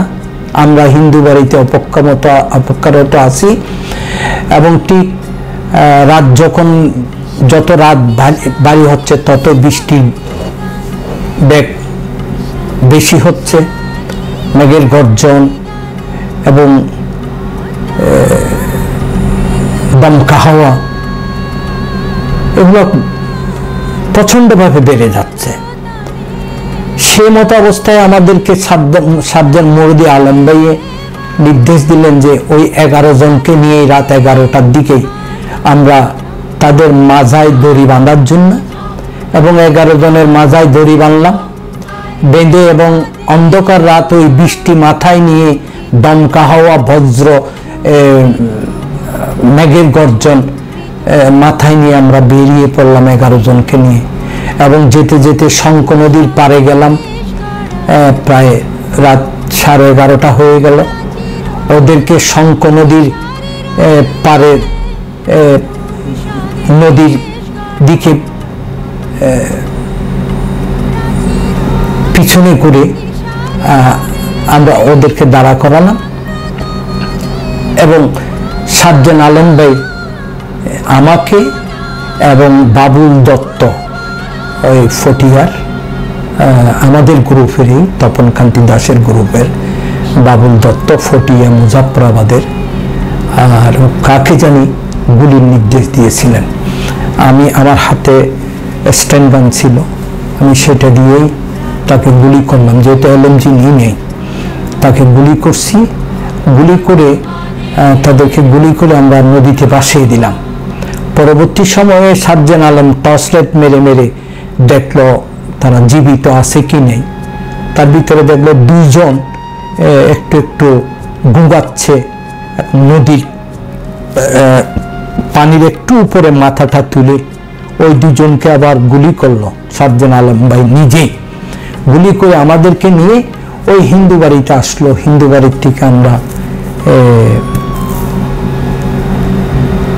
খাওয়া দাওয়া দিল। আমি এই পরিস্থিতির সম্মুখীন হয়ে আমি আর খাওয়া দাওয়া করতে পারিনি। সকালবেলা মুরদি আলম ভাই বলল যে আমরা রাত অন্ধকার থাকতে প্রায় 4টার দিকেই মুরদি আলম ভাই বলল যে আমরা এখন থেকে পরকলে চলে যাব। তখন তপনদা, আমাদের গ্রুপ কমান্ডার তপনদা বলল, তপন কান্তি দাসে বলল যে না, আমরা আর ওদিকে যাব না, যেহেতু আমাদের নির্দিষ্ট ঠিকানা সাতকানিয়া, আমরা এখন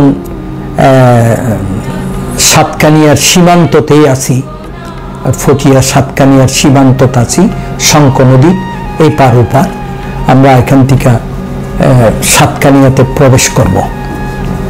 এটা বলাতে উনি এক বাক্য মেনে নিলেন। আমাদের আর্মস অ্যামুনিশন নিয়েই আমরা সেখান থেকে আমাদের আলাদা হয়ে গেলাম, ওনারা চলে গেলেন। আমরা তারপর দিন রাত্রে এই সাতকানিয়া সরতি এলাকা বজল চেয়ারম্যানের সাথে সাক্ষাৎ করলাম, যেহেতু উনি আওয়ামী লীগের ছিলেন, সরতি ইউনিয়নের চেয়ারম্যান তৎকালীন আমলে। ওনার সাথে সাক্ষাৎ করে ওনার ব্যবস্থাপনায় আমরা ওই পাহাড়ের মধ্যেই আমরা একটা শেল্টার নিয়ে নিলাম এবং আমাদের খাওয়ার সমস্ত ব্যবস্থা বজল চেয়ারম্যানই করবে। এভাবে কয়েকদিন থাকার পরে আমরা একটা ওখানে অপারেশন করলাম বজল ডাকাত নামে।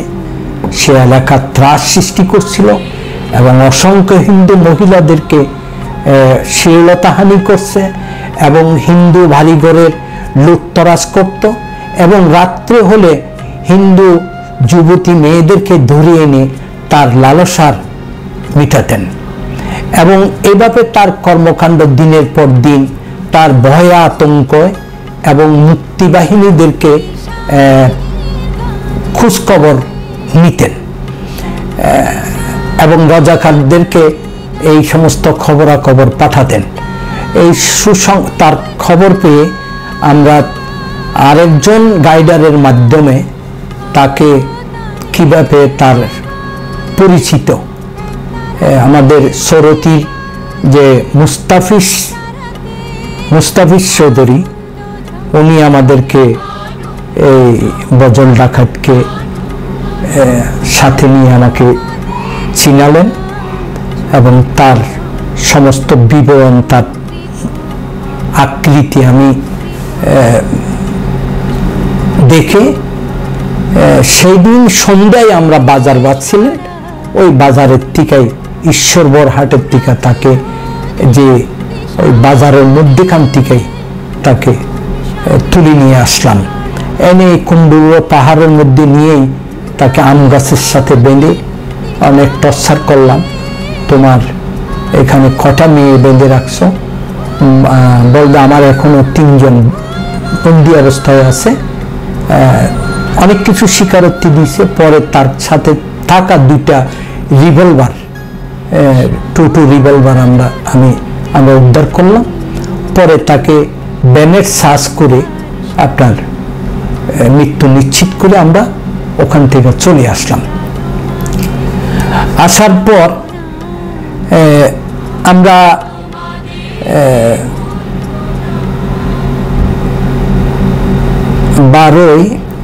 ওখান থেকে আসার পর নভেম্বরের মাঝামাঝি অবস্থায় আমরা সিদ্ধান্ত নিলাম যে 70-এর নির্বাচিত এমপি মাওলানা সগীর ওরফে শাহজাদা সগীর সুরামনি, ওনার বাড়িতে উনি 70-এ নেজামে ইসলামী টিকা নমিশন নিয়ে কিতাব মার্কায় নির্বাচন করেছিলেন এবং বাঁশখালী চট্টগ্রাম বাঁশখালী থানার উনি এমপি নির্বাচিত হয়েছিলেন নেজামে ইসলামের টিকা কিতাব মার্কায়। পরবর্তী উনি 71-এ গোলাম আজমের পরামর্শয় ওনার নিজ বাড়ি সনকোলা সুরামনি, ওনার নিজ বাড়িতেই রাজাকার আল বদর আল সান্স প্রশিক্ষণ শিবির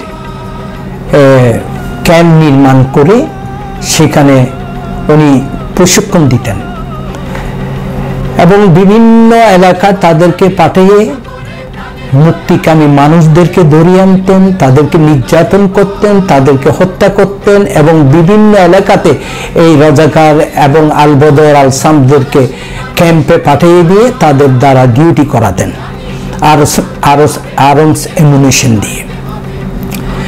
এবং আমরা বসে সিদ্ধান্ত নিলাম ওই সুরামনি সনকলা শাহ হুজুরের বাড়ি, মাওলানা সকিরের হচ্ছে শাহ হুজুরের ছেলে, ওনার বাড়িটা অপারেশন করব। অপারেশন করার আগে 70-এর অবস্থান রেকির মাধ্যমে উঠে আনতে হবে। তখন আমাদের এই তপনকান্তি দাস, আমাদের সহযোদ্ধা রঞ্জিত মজুমদার, বর্তমান সময়ে আমাদের যে শ্যামল দত্ত এই প্রেস ক্লাবের সাধারণ সম্পাদক ঢাকা, ওনার আপন মামা রঞ্জিত মজুমদার বাড়ি বারোলিয়া ডিগ্রি কলেজের পিছনেই আমাদের তপনকান্তি দাস যুদ্ধকালীন গ্রুপ কমান্ডারের স্বাস্থ্য ভাই, একই বাড়ি।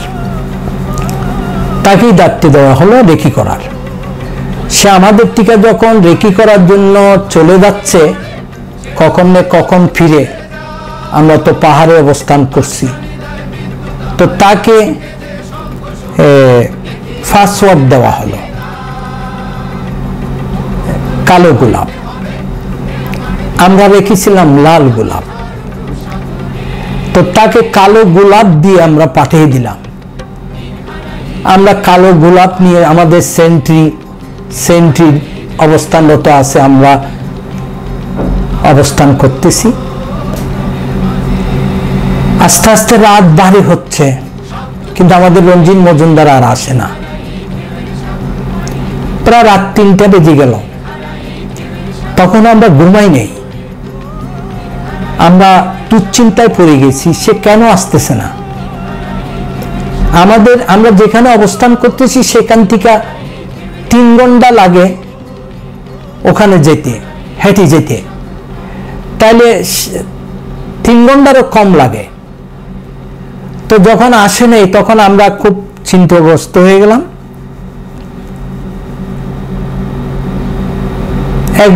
তখন আমরা আর আমাদের অবস্থানে নেই, যেহেতু আমাদের কালো গোলাপ আসে নেই।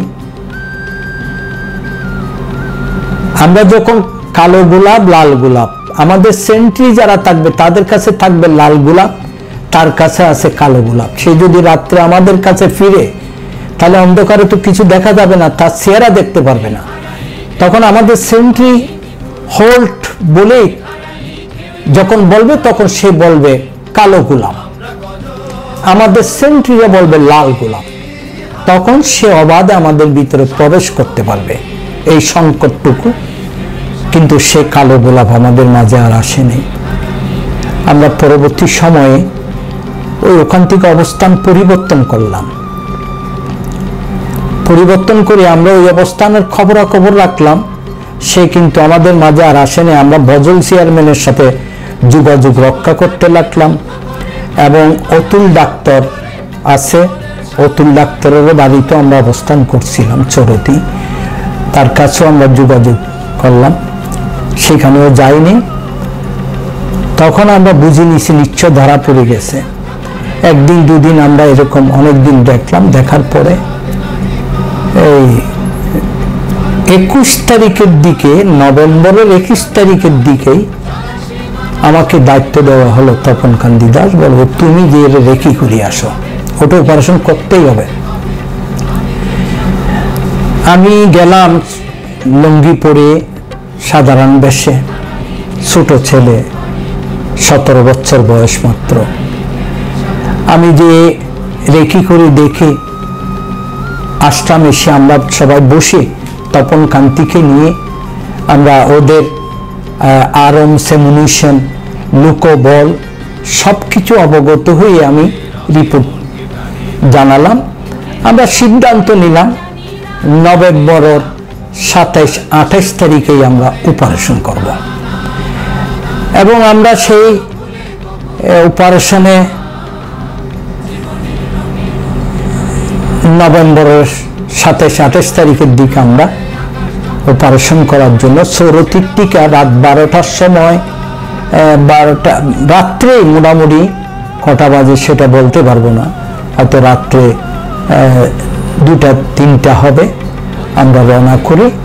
আমরা ওই সুরামণি পাহাড়ের ঢালুতে যেয়ে উপস্থিত হলাম।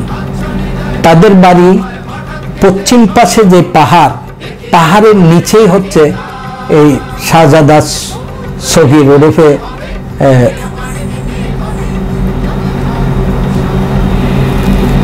সগীরের বাড়ি।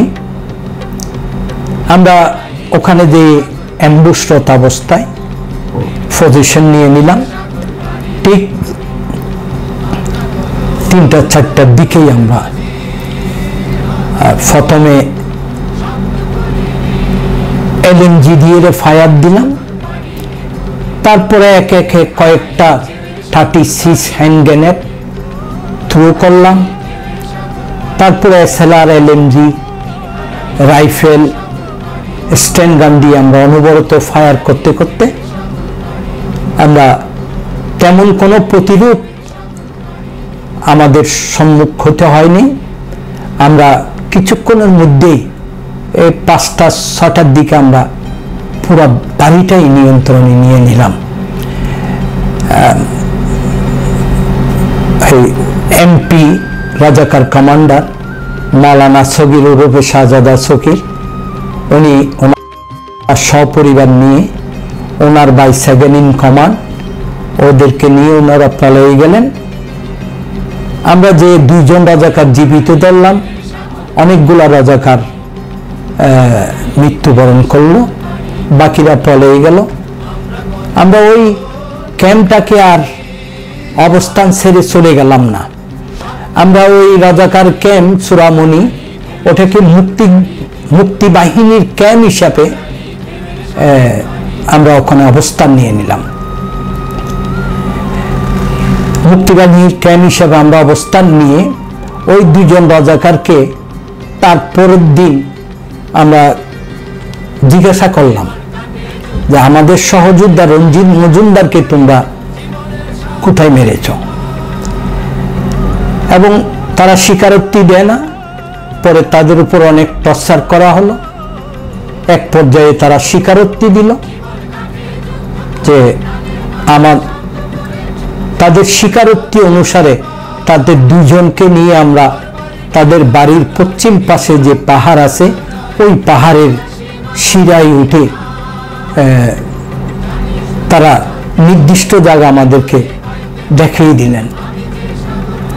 আমরা সেই নির্দিষ্ট জায়গাটুকু ওই দুজনকে দিয়েই মাটি উত্তোলন করালাম, এবং কিছুদূর যাওয়ার পরে আমাদের সেই সহযোদ্ধা রঞ্জিত মজুমদার, তার দেহ আমরা দেখতে পেলাম। হাতে পায়ে বড় বড় ফেরাক মেরে তাকে জীবন্ত মাটি দেওয়া হয়েছিল। তার কি অপরাধ ছিল? আমরা 11 মায়ের সন্তান, এক মায়ের সন্তানের মতো কাঁধে কাঁধ রেখে হাতে হাত রেখে এই দুর্গম পাহাড়ি পথ অতিক্রম করে খেয়ে না খেয়ে জ্বরে ভিজে রোদের শুকে প্রতিটা মুহূর্তে, প্রতিটা সেকেন্ডে, প্রতিটা নিঃশ্বাসে, প্রতিটা কদমে মৃত্যুর পরোয়ানা নিয়ে নিয়ে এক একটি কদম বাড়িয়েছিল। আর সেদিন আমার সহযোদ্ধা রঞ্জিত মজুমদারের সে মৃত্যুর বিভীষিকাময় দৃশ্য দেখে আমি হতভম্ব হয়ে গিয়েছিলাম। আমি আর নিজেকে স্থির রাখতে পারি নাই। তখন তাদের এই নির্দেশ দিলাম যে মাটি চাপা দিয়ে দাও। তার হাতে পায়ে বড় বড় পেরাক মেরে তাকে জীবন্ত মাটি দেওয়া হয়েছিল। তার পাশে ওই দুজনকে দিয়ে একটি বড় করে গর্ত করে ওই দুজনকে ওখানে বসে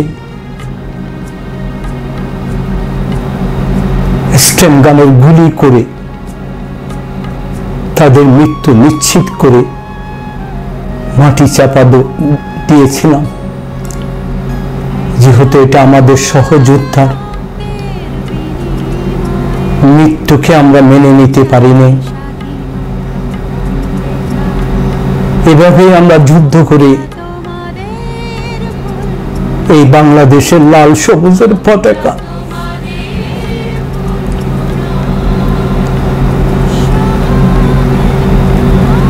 আমরা প্রতিটা পথে পথে, প্রতিটা জায়গায় জায়গায় যখন বসতাম, শুধু একটি প্রতিচ্ছবি আমাদের সামনে বেশি উঠত। সেই ছবিটা ছিল আমাদের বঙ্গবন্ধু শেখ মুজিবুর রহমান, মুক্তিযুদ্ধের সর্বাধিনায়ক। আমাদের মনে বল অটুট ছিল, যদি আমরা হেরে যাই তাহলে আমরা আর কখনো আমাদের জাতির পিতা আমরা বঙ্গবন্ধুকে ফিরে পাব না। আমাদের সংগ্রাম আন্দোলন আর চলবে না, সবকিছু থেমে যাবে, পুরো বাঙালি জাতির পরাজয় আসবে। আমাদের যুদ্ধ করে আমাদের দেশকে স্বাধীন সার্বভৌম রাষ্ট্র হিসেবে লাল সবুজের পতাকা এবং বঙ্গবন্ধুকে ফিরিয়ে আনতেই হবে। তারপর আমরা ওখান থেকে পুনরায় 9 ডিসেম্বর সাতকানিয়া থানা তৎকালীন ওসি মিয়াজউদ্দিন ফেনী বাড়ি, উনি ডিউটিরত ছিলেন, উনি অফিসার ইনচার্জ ছিলেন, বড় দারোগা বাবু। আমরা এই সুরামনির থেকে রাত্রে হেঁটে যেয়ে রাত 4টার দিকে এই থানা সেন্ট্রি সাইলেন্ট করি, আমরা কোনো ফায়ার ছাড়াই এই থানার প্রবেশ করি। আমরা থানার পশ্চিম পাশ দিয়ে এই থানার প্রবেশ করি।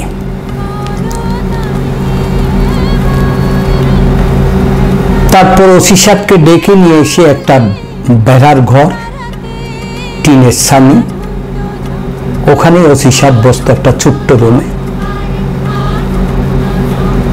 এবং থানার টেলিফোন লাইন সংযোগ বিচ্ছিন্ন করে দিয়ে কয়েকটি রাইফেল, কিছু গুলি এবং 14,000 টাকার মতো একটা মাটির নিচে একটা সিন্দুক ছিল, ওটা তালা ভেঙে 14,000 টাকার মতো প্রাইজ পণ নিয়ে আমরা ওসি সাহেবকে নির্দেশ দিলাম, আপনার লোকজন লাঠি দিয়ে দিনে কর্মরত ডিউটিরত থাকবে, রাত্রে আমাদের মুক্তিবাহিনীরা আপনাদের সহযোগিতা করার জন্য আসবে।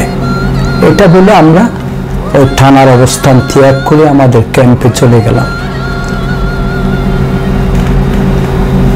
তারপর 10ই ডিসেম্বর আমাদের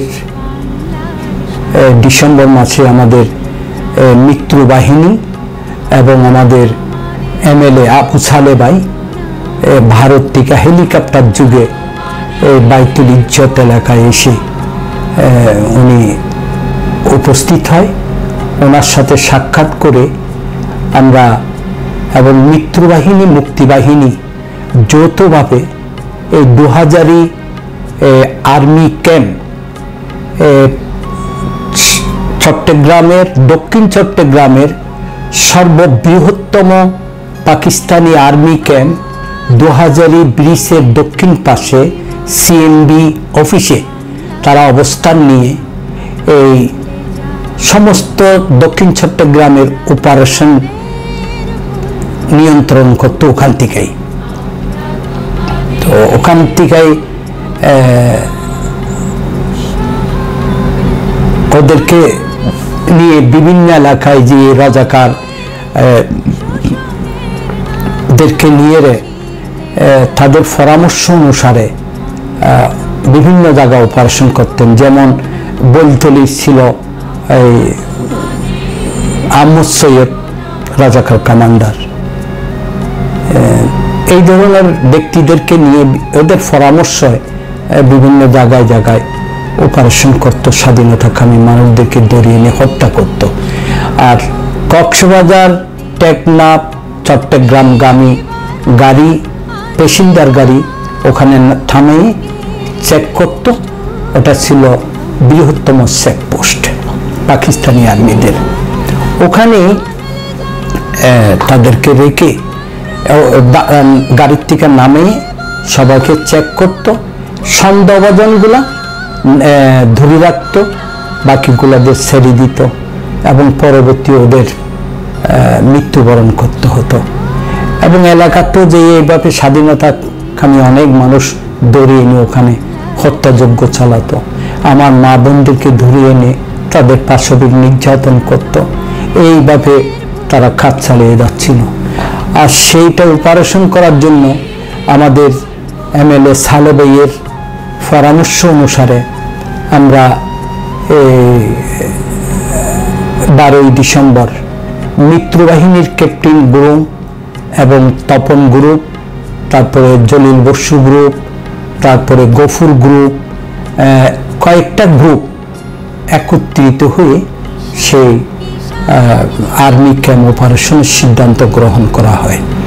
এবং 12ই ডিসেম্বর রাত আনুমানিক 4টা 3টার দিকেই আমরা পাকিস্তানি আর্মিদের উপর আক্রমণ করি এবং তারা আমাদের তার আগেই তারা 2000-ই দক্ষিণ ফাঁস ত্যাগ করে তারা উত্তর পাশে যে তারা অবস্থান নিয়েছিল পাকিস্তানি আর্মিরা, আমরা সেখানে তাদের উপর আক্রমণ করছিলাম এবং 12 তারিখ দিবাগত রাত সারা দিন আমাদের সাথে যুদ্ধ হয় এবং 13 তারিখ দিবাগত রাত অর্থাৎ 14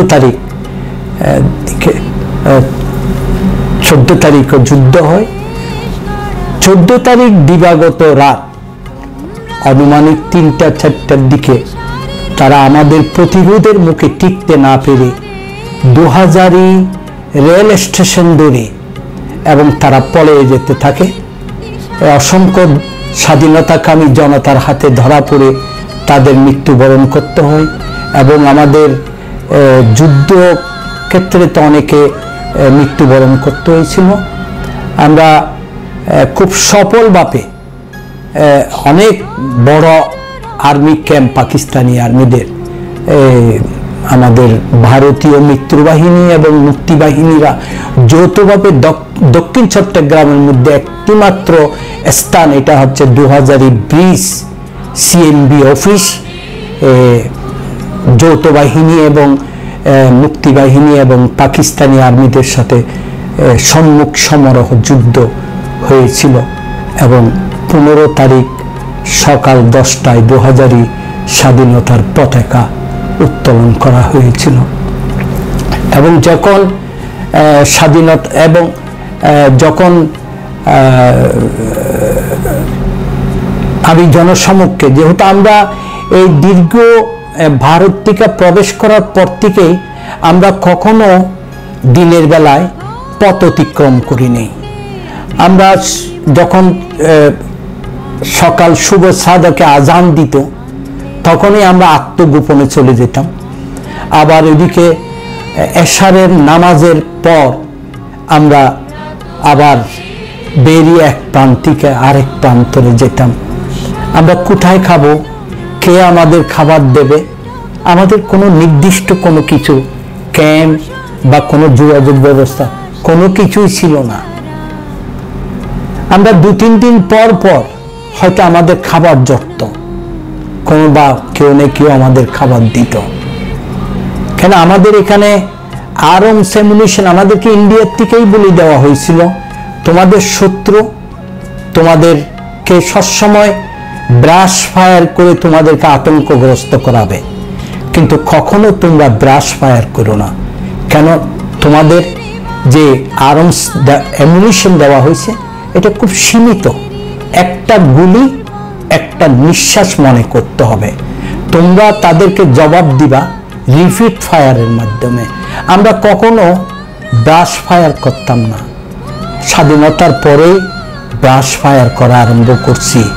কেন অসংখ্য অস্ত্র পেয়েছিলাম, আমরা সবসময় রিপিট ফায়ারের মাধ্যমে তাদেরকে জবাব দিতাম। আমরা একটা গুলিকে একটা নিঃশ্বাস মনে করতাম, গুলি যখন থাকবে না তখন তো আমাকে এমনিই মেরে ফেলবে। তো এইভাবে আমরা এই বাংলাদেশকে শত্রু মুক্ত করে 30 লক্ষ শহীদের রক্তের তাজা রক্তের বিনিময়ে 2.5 লক্ষ মা বোনের সম্মানের ইজ্জতের বিনিময়ে একটি লাল সবুজের পতাকা আমরা পেয়েছিলাম এবং 16ই ডিসেম্বর সারা বিশ্বে একটি বাংলাদেশ নামে